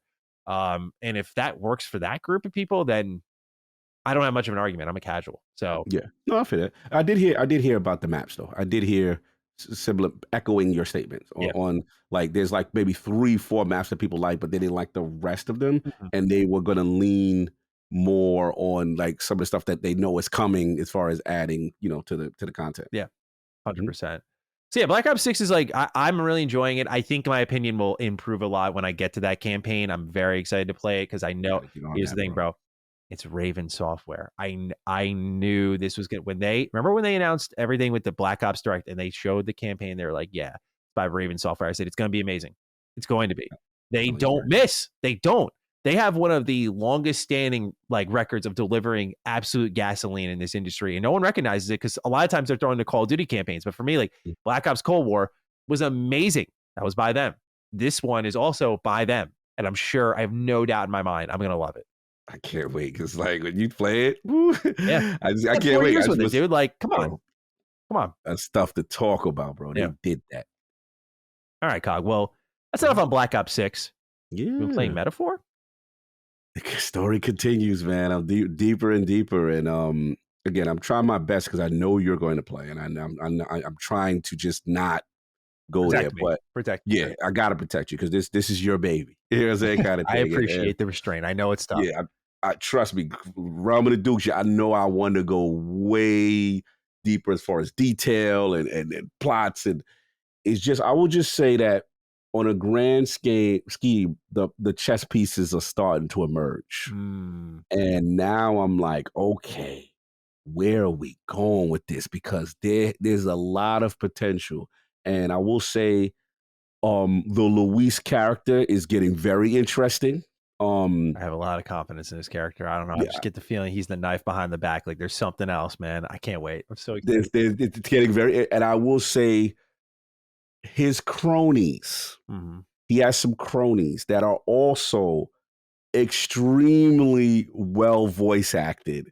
And they have like, what I like is like this game has, they put people in regional pockets as far as voice acting. And yeah, these cronies, they're called the Parapus, and they're a race of people. What I realize is more races of people that you're starting to learn. Obviously, your character's an elder, and then like the Parapuses are funny because they have like these little cute wolf ears, kind of like bunny ears kind of thing going on, and like but there's this one character, like you know when a character is really well done, when you know how you watch a movie like, or you watch something like Game of Thrones, you're like, I hate Cersei. Every time you know that person's doing a good job because sometimes you can't separate the work from the artist, and you're like, I hate you because you're doing such a damn thing. You're such a. There's this one character that I ain't going for. He real though. He real. He like, nah, I don't feel y'all. Y'all lying. Y'all lie. Nope. Y'all lying. I don't feel anything about y'all. I don't believe anything you say. You can fool whoever you want to fool. And there's a segment of the game where you got to deal with these characters. And it is the most funniest thing because you hate this character, but he really saying some real stuff. And you got to know where it's going to go. For my Metaphor fans, y'all know who I'm talking about. It's this one cat. Oh my God, he's hilarious. But it's funny. He has every right to be suspicious of all your BS, and he's not buying it. So that's developing. There's another race of people that you encounter very early in the game in a very small capacity, but now I'm kind of going to where this race of people kind of reside. Well done culturally, super dope. They're going in the themes of like the game kind of uses like as paganism. What you're gonna learn is like now I'm getting into the depth of the game, which is like the sanctus, religion is a very prominent thing. You almost, not to get too political or religious here, but it almost feels like a Catholic church kind of vibe. Is like the sanctus, right? Yeah. You got sanctifits forward, and you got all these, and then that's the prevailing, and then you've got all these other subcultures and other things, and this is a very progressive game. There's a lot going on here, but it's done so well. And how people could view the same thing, and then old rites and old ways and the old, religions and stuff like it is just, it's dope. So anyway, that's that on a story level. It's really getting complex and really getting dope. What I'm also realizing, I have to be better balanced between, these things called the royal virtues, and like being a wise leader, being eloquently spoken. All these are attributes that you can build up in the game. And there's certain things that you cannot encounter certain people until you have your eloquence up, or your wisdom up, or your courage is up, and stuff like that. The hyper level classes of the archetypes are really getting deep. There's new ones that I'm getting all the time. Oh, word of advice. Pro tip. This game made me bend the knee. You're going to start to fall in love with certain synergies. The synthesis system is super dope because if you get like, archetypes that really work with others, you could do these other special combined abilities that are crazy, right? But this game humbles you. There are times when it's time for go to a dungeon and you go speak to the local snitch, and the local snitch be like, yo, there's going to be this over there. Yo, you don't you go in there. Don't like people that come in there with staffs and mages, right? And they'll sometimes give you, the game will give you a couple of recommended archetypes to go in there. You better listen. You better listen, because there are certain joints, bro, I was getting washed. I was like, hey, yo, like very difficult. And I'm like, all right, you know what? Let me try to capitulate to a couple. Let me debut the faker class. Let me, debut the gunner class. All right, let's see. Oh boy. And then there's certain people, like again, like a Heisman, like you could synergize two classes, take the best of one class that you like, and certain things that they did, and put this on this other class, and come up with your own unique synergies of archetypes that really get powerful. Man, again, it just, and the game, as it goes on, keeps introducing more mechanics and keep introducing more cool things, and you just like, yo, when does it stop with this game? Like, and last thing I'll say is that I'm purposely grinding because like it really rewards you, but it's like you could try to beeline stuff, but the game's still like, hey, you got 7 days to do said quest, like Persona style, like, you got 6 days, whatever. But like, in my opinion, the game really shines when you do at least attempt to do some other things, and it actually helps you, in my opinion, for the end game. So still going. I think if I had to guess percentage wise, when I'm speaking to Addict, I'm definitely past the halfway mark. You know what I'm saying? There's a couple other joints, but according to Addict, he's like, you ain't seen nothing yet. And I'm like, this was amazing what I'm doing. You saying it's better than what I just did? Are you kidding me? Like, Attic is like, bro, he on some, like, yeah, I ain't gonna spoil because you deserve to know yourself. But I would just say it is trending so positively. And I'll be honest, like, playing Black Ops, playing that's like, I don't want to play any other game. I feel like any other game is taking away from my metaphor grind time. Yes, you know what I'm saying? And it's just, it has consumed me. There is nothing I can't wait. Like the minute I get a 3 to 4 hour pocket, that may turn into 6 to 7. like I just want to play Battlefield. I don't want to play anything else because I'm thinking about the next thing I can do and stuff like that. It's so dope. It's so good. And lastly, did you see the what you call it? The little there's a meme. I'll send it to you if you haven't seen it, where someone like I guess an animator did what they vision metaphor is because the music is so amazing. Like it's crazy. They got seen that. Yeah, I'm gonna send it. No matter of fact, I gotta send it to you right now because you need to experience it. This is literally metaphor in a nutshell. Hold on, what's it? You're gonna pee on yourself laughing. It is that. But here you go. Send it to you right now. Check this out. If anybody who follows me on Twitter, already put this up with the thing, and you probably can't. I don't know if you can hear the sound now, but that right there is the epitome of how people feel when you play in this game and that music hitting, them chants be hitting, and it's hilarious. Oh. And she got like a singer in the background and everything. That's metaphor. The beat be pumping so hard. And you be like, and then that orchestra hit. The whole party's like dancing in the background, bro. I can't. You see Heisman in the back going, you see Hulkenberg. Bro, it is lit. Like, that's the feeling of how it shouldn't be bumping that much. Why is the music this hard, yo? It shouldn't be allowed to go this hard. That's metaphor. It's so funny hearing you say this. This is like such persona talk. I almost feel like you haven't seen anything yet either. Yes, I know. That's the thing. That's the funny thing. So yeah, metaphor continues. We're still going. I try to get in, 3 to 4 hours a minimum a day here and there in the pockets that I can play. And then when I get a long stretch, I get excited. So yeah, but metaphor continues. Nothing. I just can't play anything else right now until I get it done. Very, very awesome. All right, Cog, one game left. That's Dragon Age: The Veilguard. Oh, yeah, let's get to it. Yeah, dude, I've had this game for about 2 weeks. It was the window I was given, which is a gracious amount of time. Shout out to BioWare for that, man. That is the perfect amount of time they gave us to kind of play, finish, digest. And it took me about 55 hours to finish, doing all the main story, all the companion missions, and a decent chunk of the side content because I had 72% on my platinum trophy completion. So I felt really good about how much game I saw there. And honestly, dude, it wasn't my job. I saw way more game than I personally wanted to. And to be very frank, again, I tried to keep my review out of like this game is just in such a shitstorm in the terms of its conversation that like I just didn't want to participate in any form or fashion. I just wanted to be like straight into the point. But like, truth is, like, if I was just a player, I would have dropped this shit so early. It was just not very good in my opinion. But I want to do the same thing I did with Brad for you. When I was on Summon Sign and Brad was like wanting to talk about Veilguard, I said, just ask me questions. Like I said that my review is 40 minutes long and it's impossible for me to like recap and recount every moment without going on and being too long-winded. So I'd rather just, because you said you had questions. I got questions. So I was like, yeah, hit me with them and I'll answer them and we'll do a little interview Q&A back and forth here. Absolutely. So let's start with what you enjoy, because obviously clearly that you were disappointed, overall with this game. And I guess, I take it as I love your opinion on Dragon Age because you are before me. You are the Dragon Age, what I consider purist from the beginning.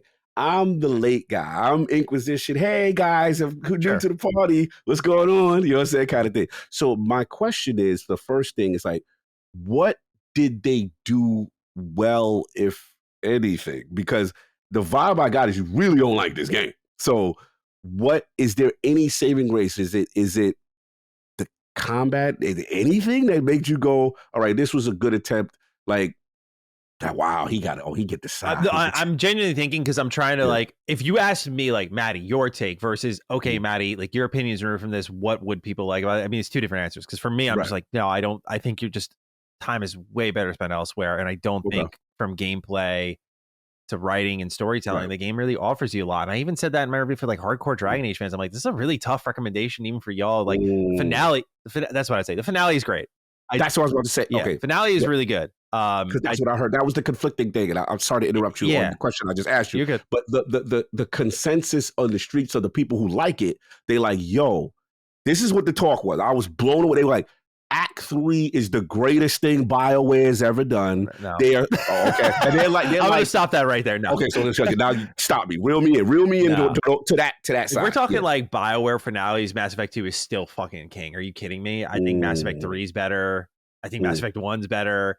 I think Origins is way better. And I'm not talking about as a game. We're talking finale. Like, there's almost every game before this is like, I think better, but it's a good finale. Like in its own, just again, being objective, looking at it, like it's a good finale for sure. My problem is that you just see there like all of the lost potential too. Like, because the reason people love it is because it gives you everything the rest of the game is missing. Like they hit you with hard choices. Like, you know, what do you want? I won't say what, but like, what do you want to pick here? Who does this affect? Does anyone get affected at all? Have you done enough of the side content to make sure it doesn't affect you? You feel a little bit of the consequence in that. And it's like, oh, okay, cool. Like, this is what I wanted, but like, why weren't there more high stakes missions throughout? You know, and certain characters are more involved finally, which weren't previously. And you're like, oh, okay, this is when I thought of Dragon Age, the Veilguard, this is what I imagined. But everything before that, just unfortunately, no. Like, dude, I just can't. I'm not, I just want to emphasize people, like, I'm not being extreme. Like, I'm just not sitting here, like, it's not even from a purist standpoint. It's just literally from a reviewer standpoint. Like, what I played was not up to snuff quality wise. Like, I even, because, like, what I noticed with a lot of people leading into the launch of this game, and I don't think it was fair to BioWare, is like, people were like, look at Origins. I'm like, Origins is a 2009 game, 15 years ago. If this was any other studio out there, and I get it, as Origins is one of my favorite games ever, but if any other company did something completely different 15 years ago, and they've been an action RPG studio since, I think many would accept that this is who that company is now. They have transformed. And frankly, like, Origins was like a really weird blip on the radar because they started action RPGs with Jade Empire and then Mass Effect. Then they did Origins. Otherwise, though, everything has been action. So for almost 20 years, they have made only action games. So I looked at it from the perspective of, will this be Origins again? No, never. I would never do that to the game. That's just not fair. Will this be Inquisition again? Will it be better than Inquisition? I think that's a totally fair measuring stick. And that's the thing, is when I was playing it, my opinion on Inquisition was kind of improving in real time. I was like, because it was a check yourself review. Remember, my topic on Constellation, because I was reviewing this game, was personal reflections. I was like, am I jaded? Like, what's going on here? Kind of a prophetic episode, given everything that happened afterwards. But yes, you know, very prophetic episode. You know, but dude, yeah, I was like reflecting while playing. I was like, man, like, this game's rubbing me wrong in every area. And like, I usually have, like you mentioned, like the positive takeaway of like, no, it's got maybe this, right? And when it's not, for example, like if it's Crossfire X, it's very easy to come out and be like, no, nothing's good about it at all. Like, but something like this, you know, you see people giving it higher scores and it's like, well, it's gotta be something, but I don't know. It's just one of those situations where I'm not going to sit here and talk about other people's reviews. That's not my style, but I strongly disagree with the consensus and the assessment of the game. And I definitely agree with the overloaded statements about this being like BioWare back, BioWare's best work yet. Like, that's fucking crazy talk to me, dude. Like, especially, we can't even act like Mass Effect we're so far removed from. We just got the Legendary Edition. Like, we know what they're capable of very recently. Like, we all got to revisit that. And even if I remove all of my Mass Effect fandom and I just look at like Dragon Age, I think 2 is better in this game. I think Inquisition is better in this game. Wow. It's interesting because a lot of this game, as a Dragon Age fan, is old problems throughout this series, like showing their head. So one of them is like in Dragon Age 2, they introduced this whole new dialogue system. They're like, yeah, your character's voiced. hear all these emotions in this little wheel that's going to tell you like, this is funny, this is happy. And consistently you'd be like, oh, I'm going to fuck with this guy. And you would say not what you wanted to say. It would just match the tone or the feel or anything like that. And like this game does that, but it's way worse. Like it's impossible to be mean to anyone. And when I say like impossible, like you can't even dispute or disagree with your party members. It's a very much like, again, I don't want to make it overly personal. It feels like this was made in an extremely idealistic worldview. And given that this is the climax of the Dragon Age story, you do not feel that weight, that gravitas at all. It is stunning how these characters are in a whole other dimension. Like Harding calling me a boob. I was just like, what? I was like, dude, as I saw in the comment section, Duncan died for this, bro. You're fucking kidding me, man. That's always been a running joke in the Dragon Age community, but man, it just it's one of the saddest games I played. I went through a lot of emotions playing that game because I am a huge BioWare. I don't care if people make fun of me for it, man. I fucking love BioWare. They made my favorite games of all time. They will always get the benefit of the doubt from me. Even I'm not tricking myself. I know that talent's gone, but I will not sit here and pretend. Like, for example, how Chris is, where like Chris is like just very like with Halo now. Yeah, right. I just can't bring my heart to do that, man. These games shaped me, raised me. Like, I can't bring my heart to just see a BioWare game and not be like, let me try that out at least, right? I'm not saying I'm going to play them to completion, because if it was something like Veilguard on my own, that wasn't happening, you know? But dude, it broke my heart. It made me sad. It made me angry. It was like, you had moments of hope, like, oh, wait, that was a great conversation with Harding about Inquisition. Like, oh my God, like maybe this is where they start to get into, nope. Oh, this combat's so repetitive. Like, oh, I changed my build a little bit. Like, let's see, this ability's kind of fun, but oh, like I broke all the mechanics in the game now. Like they're not fun to engage with because I don't have to play around them anymore. I really, without being over dramatic, I kind of view the game as a failure because it doesn't succeed at anything it sets out to do, for me at least. And I think I'm the target audience. Maybe I'm not though, but that's where my objectivity comes in. I look at a character like Balara. She's the Veil Jumper.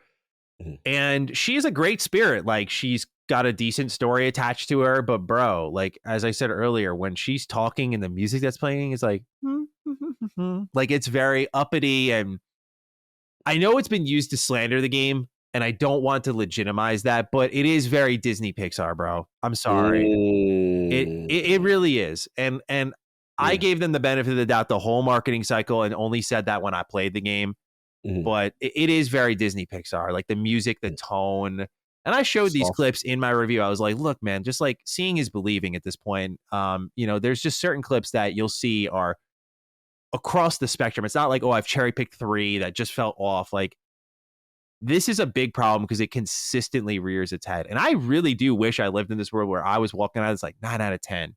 Fucking amazing.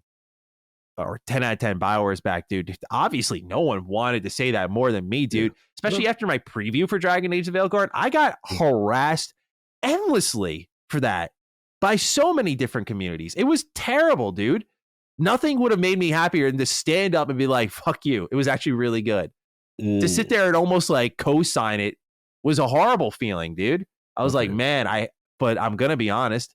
Like, I got to tell the truth on just, how this game went for me, and it wasn't good, unfortunately. So let's go back now. Let's tie that part in. So again, you came out of the 6-hour preview joint. The consensus at that time, and you yourself was like, "Yo, this is fire." So that's my confusion. Like, yo, what happened? Because what you played was fire. So I'm like, "Oh, we good." Yeah, and we thought, okay, they were confident. They were confident enough in what they showed you. So how did that? Where did we go from there? That was the most interesting revelation to me, right? Because right away, that was like first line when I was doing my review bullet points on my Google Doc. I was like, okay, like this is going to be question 1 at the top of anyone's head right now. I was like, you played it 6 hours, you loved it, and now you're like, it is a huge disappointment. What happened? Right. There was 2 things I said in my review. One was extended exposure, right? Like, on a fundamental level, Dragon Age of Veilguard is good. So by that I mean, like, its combat is very simple, but it works, right? You have it's an action combat system, light attack, heavy attack. Heavy attacks are used to break armor on enemies. Other enemies have barriers on their health bars. You use a ranged attack for those. You break those down, you go to their health, and then you can hit them with whatever you want. You have the ability wheel, kind of pulled from Mass Effect. and that'll allow you to combo for different damage types and weaknesses applied to enemies, or status effects applied to enemies. And so it kind of, oh, and sorry, you can parry and dodge, and you can do like perfect dodges, perfectly timed parries, and like counterattack. So on a fundamental level, on a core level, like it's good. Like it stays there at that good level. But your first fight literally has all of these mechanics, and your final fight has all of these mechanics. It doesn't evolve or change throughout your entire playthrough. And there were ways they could have made this more fun. Like I suggested in my review, because I tried to keep it very constructive, because I know it's going to be like a tough review process for them, especially when fan feedback comes in. Is I was like, look, all you had to do, in my opinion, was take these companions, who all of them had their own different status effects they apply, weakness, sundered, and let that be the thing you use to break through their armor. Because then you're getting them involved. Now you're thinking while you're playing. It becomes mindless. And by mid-game, I was so strong, I was not using range to knock down barriers. I was not using heavy attacks to knock down armor. I was just fighting and mowing them down on the normal difficulty. I bumped it up. It was still happening.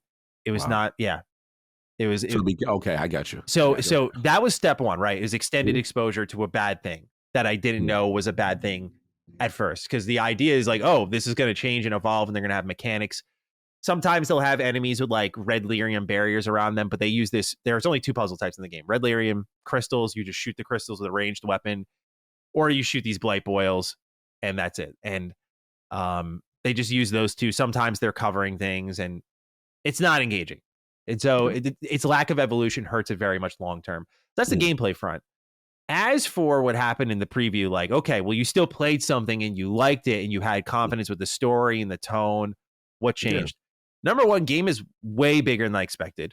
Way, way bigger. And I mean, when I interviewed Corinne Bush, like, she was very transparent. It's like, it's a big game, but you never really know, because like the word and what they were saying was also like, it's linear. We took lessons from Inquisition, but my playthrough in this game was longer than my last playthrough in Inquisition. So that's saying something, I think. And by the way, this is me. Like, I skip a lot of the side content in Inquisition because a lot of it is fucking bloated. Inquisition, by definition, is the bigger game. So just to be fair. But I spent more time with Veilguard than Inquisition my last playthrough. Anyway. So in between these, they gave us in the preview 5 save files, and they were like, you know, you're going to play 2 hours of this.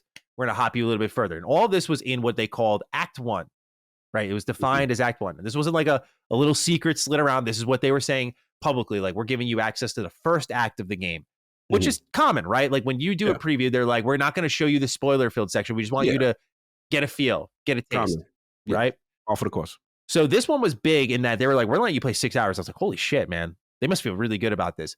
And throughout that, you jump across 5 save files all throughout to the close to the finale of the first act. And so when I'm playing the game and I'm doing the side content, I'm doing the companions, number one, there's a lot of shit in between all that stuff. But number two is I got to my 20th hour. I still wasn't at the end of Act 1, you know, where the preview ended. 30th hour. Dude, I still wasn't there. Wow, is that big? 35th hour. Then I made it there. And my playthrough was, what, 55? So by hours, I don't know the percentage, but by parts in the game, because I didn't just straight mainline it, or else I would have finished it way sooner. I tried to give the game the respect. But by parts, there's 14 in the story. Where Act 1 ends is part 9, dude. So what I said in my review, and what I'll say here, is they gave us a highlight reel of over half the story, dude. And I'm going to be honest. I got fooled. Everyone got fooled, because it's very hard to walk out of a preview negative about that. You know, you walk away just knowing the fundamentals of the game. You know, of course, there's lingering thoughts like, you know, what's going to change here or there, tonally, what's going to be here or there. But all those conversations that started to grind me down were not there. Like, all the conversations that had that poor writing, you know, they kept us just focused on the main plot, where at least the writing is about the story. Right. You know, but you have very little context outside of what you got from Trespasser. So in any preview window, it's very hard to attach yourself to a narrative. And so that's what happened there. Is there was a level of, I would say, intelligent framing by BioWare and EA.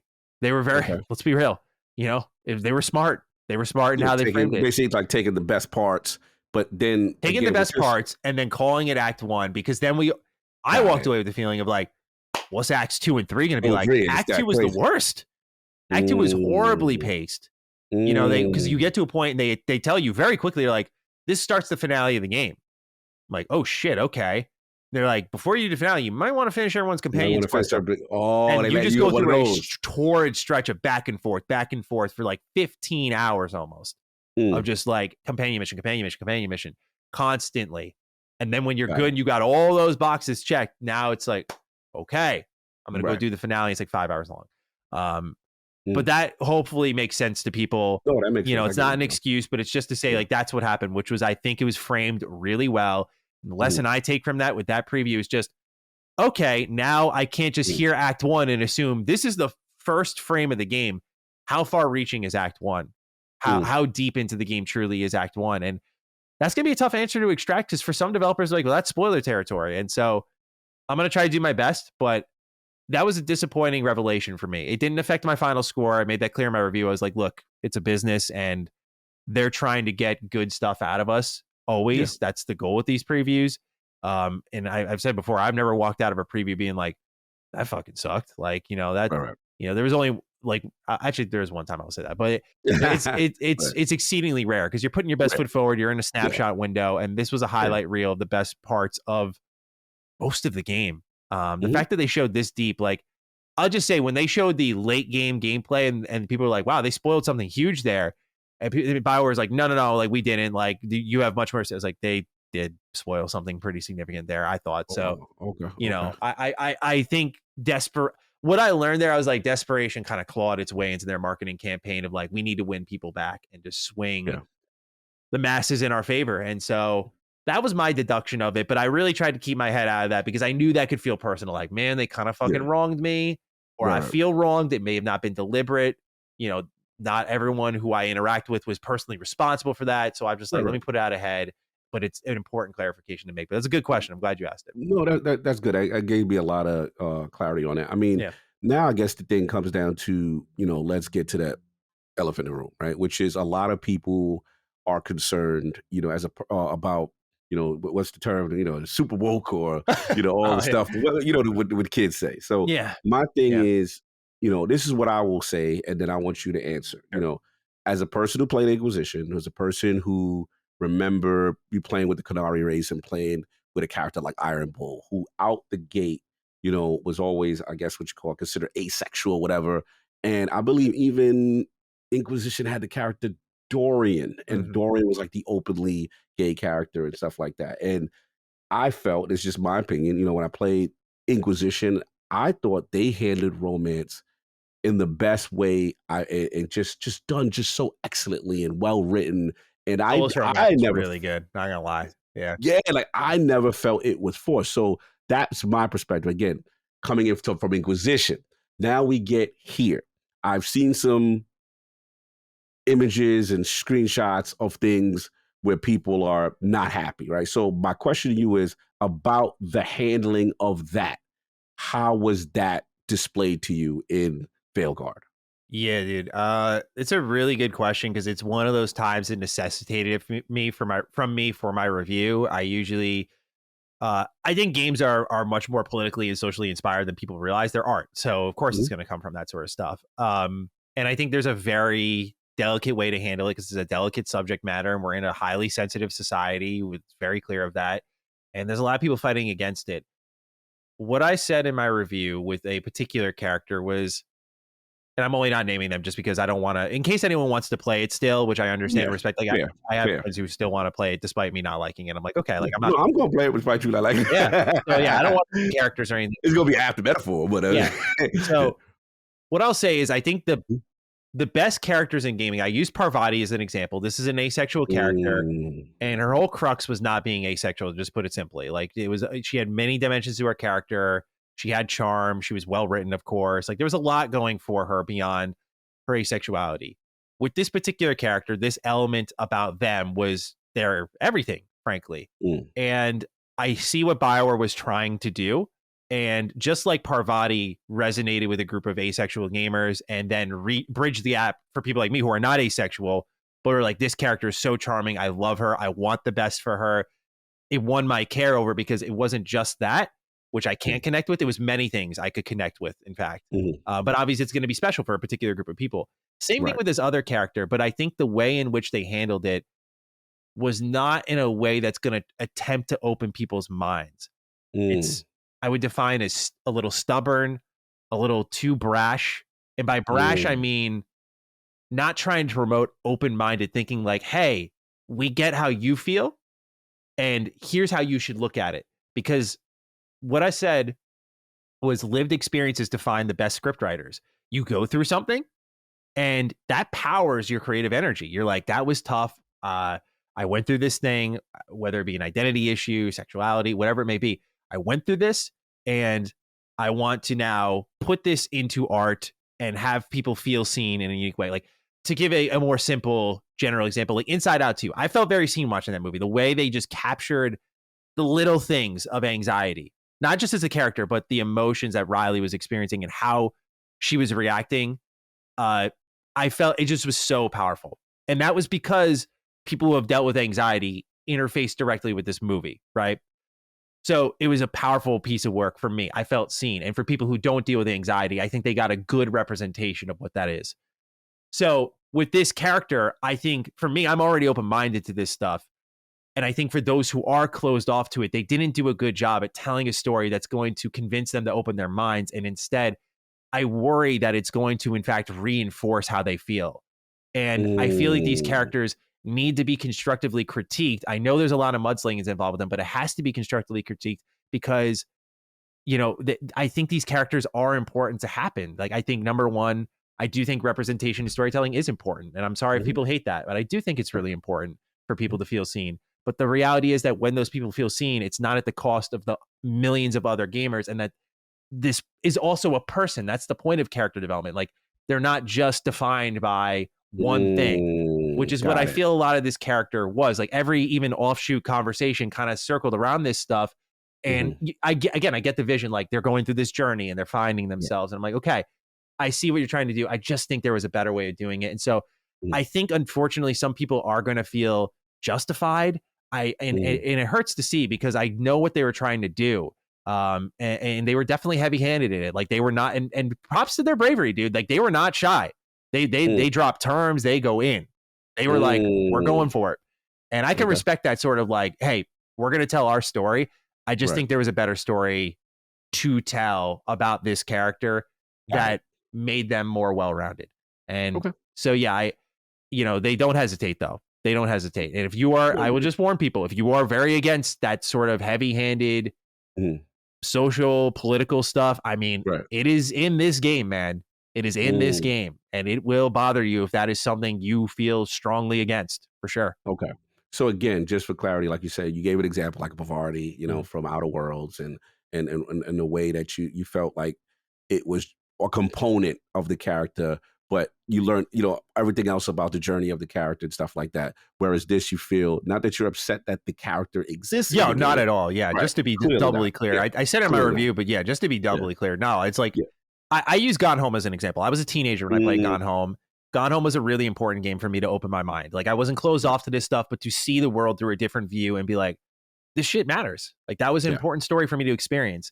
So, yeah, I don't have a problem with the character existing. I just think the story could have been told better. Sorry, continue. Fair enough. No, fair enough. That you answered my question. That's what I wanted to get to the crux of it. Yeah. So we got that. And then I guess the last thing is, which is most important to me, is, I came into it, let's just say there's a character that, like you said, or that stuff never really bothers me too much, to be honest. My thing is, I want to know about, the story of what happens with the Dread Wolf. Well, I want to know what happens with the Veil Guard. I want to know the ultimate clue.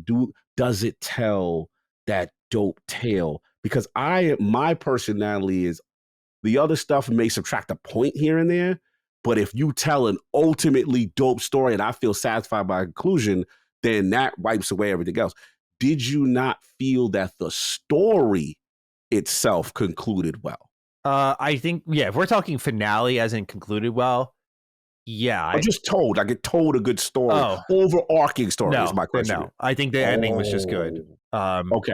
And it was trust me, dude, when I was like so sure this game was like dead to rights for me, like I have nothing good to say about it, and then I get slapped in the face with a great finale, I'm like, okay, I'm glad I walked away with something positive here. Like, that was that was a big win for me. I was like, okay, I don't want to just like shit on this game, and at least I can see some glimmer of potential there. But the problem is, like I mentioned, Act 2 pacing is horrible. Act 1 isn't awful, but Gene put it really well that he was like, it kind of feels like every character you get in the Veilguard was supposed to be like a season pass entry, and each mission you get them in is like that like free update, and they've all just kind of put it into one story. Because again, the preview did skip a lot of like the recruiting of party members. So gotcha. it made you like when Gene put it that way, I was like, I didn't think of it that way, but you might be onto something there. But the first act is really like gathering the Veilguard. Then there's no real bond established, right? So these characters don't interact as often as I would like them to. And when they do interact, it's not, they don't talk like actual people is how I would define it. It just feels, it's, wait, you can't have to walk up and then like, no, you can walk up and talk, but like, I'm saying like, they don't bark at each other or banter with each other as often. Oh, they don't do the interaction like how Inquisition, like when you would walk around and like, I remember Varric and this one and Solar, and that's the Bantus. Yeah, you talking about like when you're running around like the overworld and stuff. Yeah, like with the crew. Yeah, you'll still hear them like exchange quips. Yeah, that's still there. Okay. Yeah, that's still there. I'm saying if I'm talking, sorry, just to be clear, I'm talking main story right now, main narrative. Yes, right, gotcha. Like you will one-on-one with a lot of these characters, but in the terms of getting them together and feeling like you are the Veilguard and like this is a team that's been through thick and thin, don't get that feeling at all. So you don't get attached to these characters even when you one-on-one them. They're not attached to each other. In fact, most times you see them kind of having like high school drama with each other. And the pacing gets disrupted a lot because you do have to do a lot of the side content. The game does have kind of spongy enemies early, and so it's just sort of incentivized, like, you know, get going on that sort of side shit that you need to do. But yeah, the pacing is like really up and down, more down than up for sure. And then once you get to the end of Act 1, you start to kind of recognize. I feel like that's where I understood, like, okay, I see the repetition and what exactly the pattern is here. Then Act 2 is like a pretty much sprint to, there's no pace there now. It's like there's no moments to breathe. You just sprint, and then in a couple of missions, you're at the finale, and then the game's over. And so the finale is good because it's very character driven, and you know, I'm not going to say anything other than that because I don't want to just get into the thick of spoilers for it for people who are excited for it. But yeah, like you have a good finale waiting for you. But as a good story told, no, it's just a great ending because it has the most stakes and pace and everything you look for in a BioWare game, you would find in that stretch of the game, and you go like, oh, this is what I'm looking for. But I could see a world where if people are digging what's beforehand, you get to that finale. Good Lord, dude. Yeah, you'd be off your fucking rocker, like just like so excited about it. That's the opposite side of what what I'm hearing. But to your point, you're like, you know, what about the 75%? Like, I got you. Okay, I get what's going on. I think. Okay. Yeah. So most of the game, I don't think is told very well, but the finale just clicks all together really well. And it's not like a sum of its parts kind of moment. At least to me, it's not. Yeah. I think it's framed that way because of like the stakes of your companions as well. But I view it as a sum of like the main story you were kind of there for in the first place and what's going to happen. So fair enough. No, fair enough. I think I got it because I want to keep still spoiler free because I am going to play it when I get a chance. Awesome. And you know, but I'm glad you. I think you eloquated what it is for you and why it didn't connect. I get it now. Now I think I understand. Perfect. All right, Cog. First order of news here. Only order of news here, and then we're kind of done. Satya Nadella has been in the headlines as of late, man. How about that? Satya Nadella said in an annual letter to shareholders, quote, pardon me, we brought 4 of our fan favorite titles to Nintendo Switch and Sony PlayStation for the first time as we continue to extend our content to new platforms, end quote, which many people are looking at and thinking, well, that's a telling sign. They're going to keep going. Phil Spencer said it. Satya is doubling down. And we know, because we saw the cascading sequence of events. You know, it started off with Satya last time, then they went multi-plat, and, you know, Phil then kind of changed his usual statements to something to fit more of what Satya is saying. Now, what's also interesting here is Stephen Totilo shared that it seems like Microsoft CEO Satya Nadella made a lot of money in 2023 when his compensation reached $48.5 million. But he did better this year, making $79.1 million in cash through Microsoft's fiscal 2024, according to the annual proxy that Microsoft had just filed. Now, what's interesting here, I'm going to read it word for word because I feel like Pure Xbox did a good breakdown. Is they said Nadella, who's the boss at Microsoft, took home a base salary of $2.5 million in 2022 and 2023, and that hasn't changed for 2024. What has changed is that he's generated over $70 million in stock awards which ultimately represents a successful year for Microsoft as a whole and a stock price that has risen heavily over the past 12 months, which I think likely means with these two news in tandem that they're not changing anything at Xbox right now. Microsoft's making a ton of cash, making a lot of money, stocks going up. So what do you read for this when it comes to the green team, Cog? Two things. One, I guess the unfortunate part is, with the way corporate structure is, with layoffs and everything that goes on, things still flow to the top. we gotta be honest about that point. And that part, is always a struggle, for a person who loves the games industry and loves the fact that, and again, just because I love the platform that is Xbox, they are not exempt for it. They are a corporation. They're in the business of making money. And when you are a corporation in the business of making money, sadly, sometimes mostly how it goes is that when layoffs happen, the talent is going to get cut and the studios are going to get cut or whoever, and then the CEOs tend to benefit. Now, in defense of Satya, not that I need to defend any type of corporation, but that's how things have been. And then the way his thing is tied, the way I'm learning is that it's about these active users. It's about these content services revenue.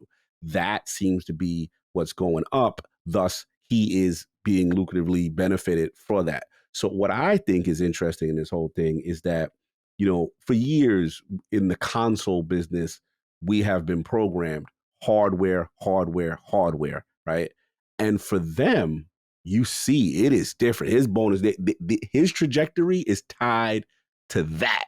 And that is a huge, huge deal. And, I kind of knew about this since the business update. And I know me and you've talked.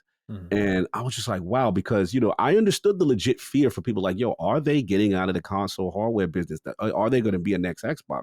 And I still think that's fair to ask based on the fact that, the push, seems to be going this way from a stakeholder standpoint. Now, we do know Sarah Bond and everyone got in front of it and say, hey, we are still making the best technological advances in hardware. We're still going to give you the rumors of the handheld, the rumors of a next generation Xbox that's so powerful. And I believe that, will still happen. The question, though, is how long after, right? Because Microsoft is so forward facing.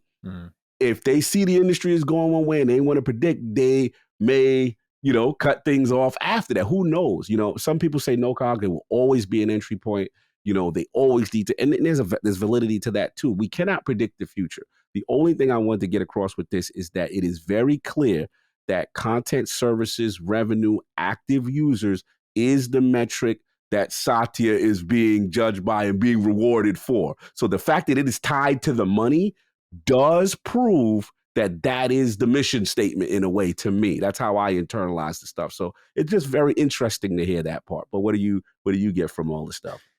Yeah, the thing is I'm going to sound like a broken record. I'm just really curious how they're going to handle, if any at all, exclusivity. Like, it just seems like Microsoft as a company is making so much money, and Xbox now is a big part of that. And so if they value the money Xbox is making, would you shake up the now properly functioning business formula? By that, I mean, they're looking at like all these companies they bought, like an Activision, they're looking at the money they make from that, which when we looked at Xbox Game Studios in a silo, there was a small percentage of revenue increase year over year. So I look at this idea of like, okay, we're extending content to new platforms. I'm like, do they ever see value in exclusives again? Especially when Satya personally benefits from it. Yeah, this was the key statement. Not to interrupt you, because you just I'm looking at a quote from, there was another, I guess, statement that was made in addition from Satya. He says, growth of our gaming business is determined by the overall active user base through Xbox-enabled content, availability of games, and providing exclusive game content that gamers seek. And then he goes on to the computational power, blah, blah, blah, devices and stuff. So the fact that he put that statement, providing exclusive game content that gamers seek, that's the one. How do we parse that? Is that truly exclusive content? Is it ecosystem to your ecosystem? It is interesting that they mention that.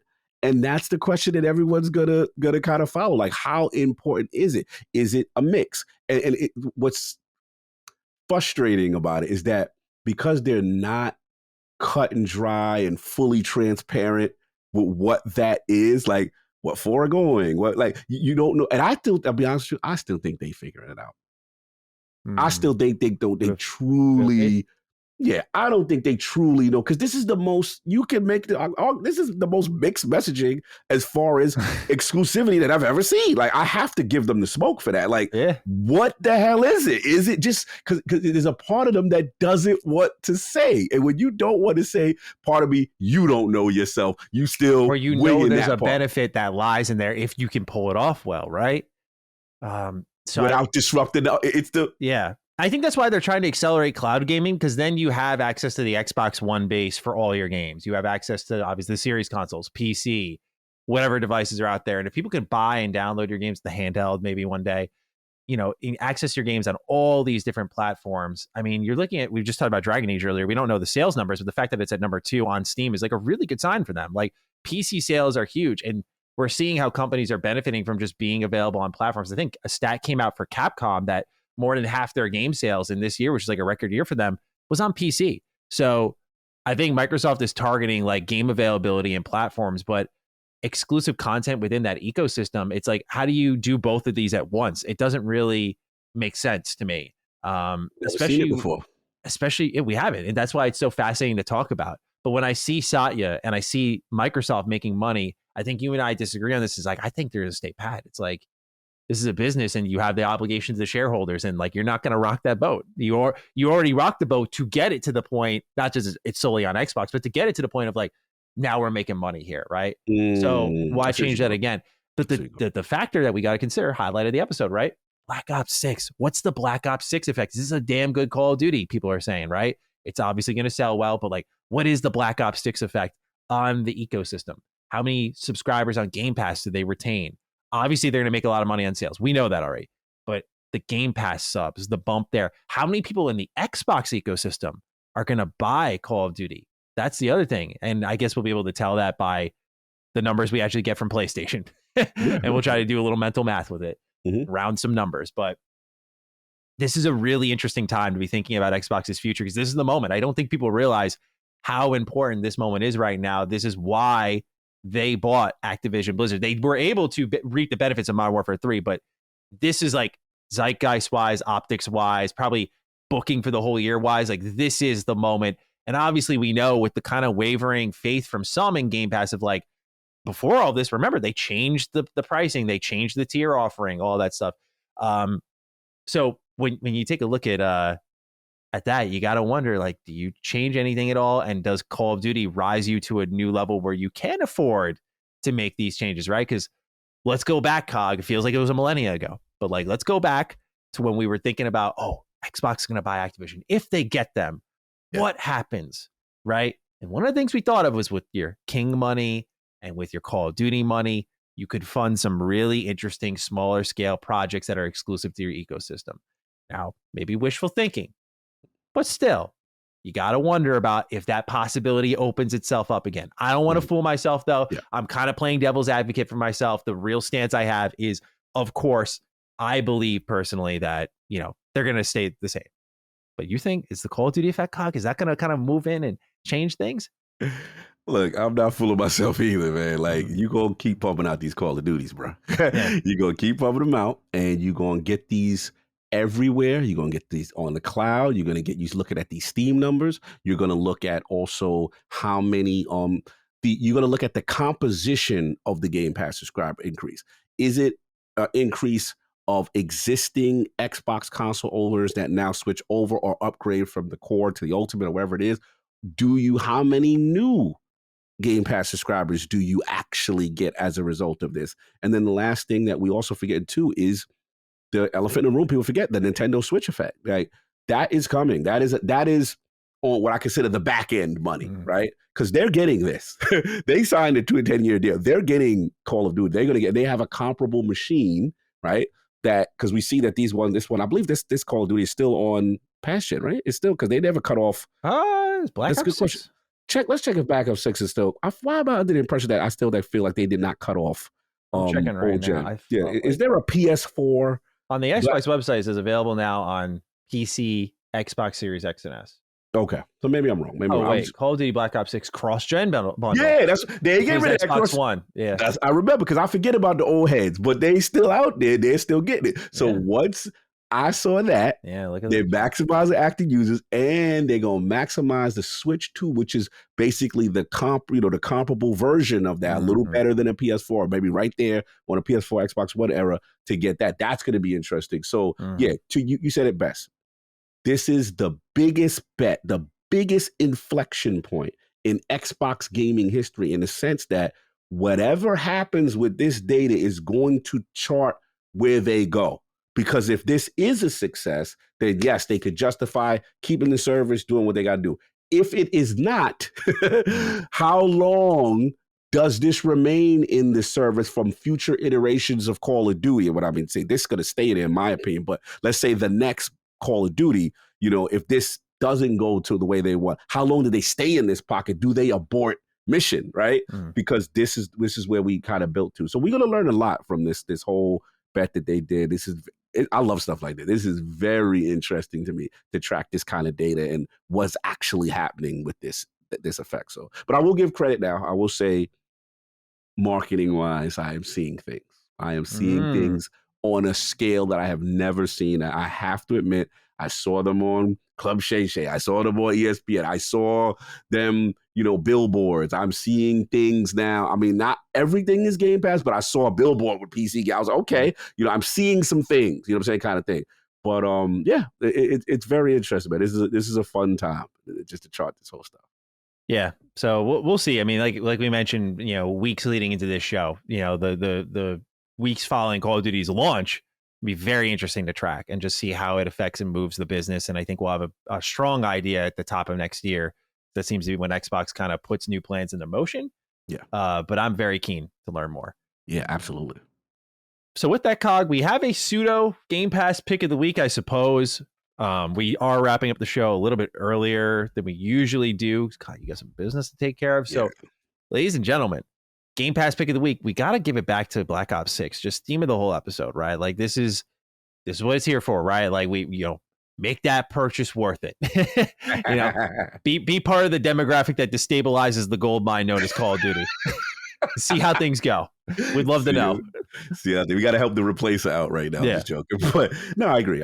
And I can't wait for you to get a hold of the campaign. I'm dying. I have it installed. I'm so I need the Mr. Matty Plays. Oh, okay. Campaign. I will do my best. When you get a chance, you got a ton going on. Sure. I'm dying to know that. And then I'm going to get in that zombies. I'm going to try it because I haven't played zombies in so long. I want to see what you're saying there. And then obviously the multiplayer. It's three games in one. And look, it was cool to just boot up and be like, oh, wow.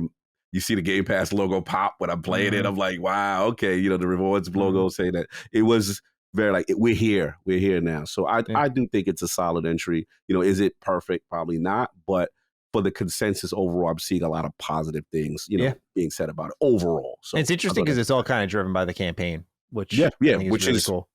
That's very telling too. Good point.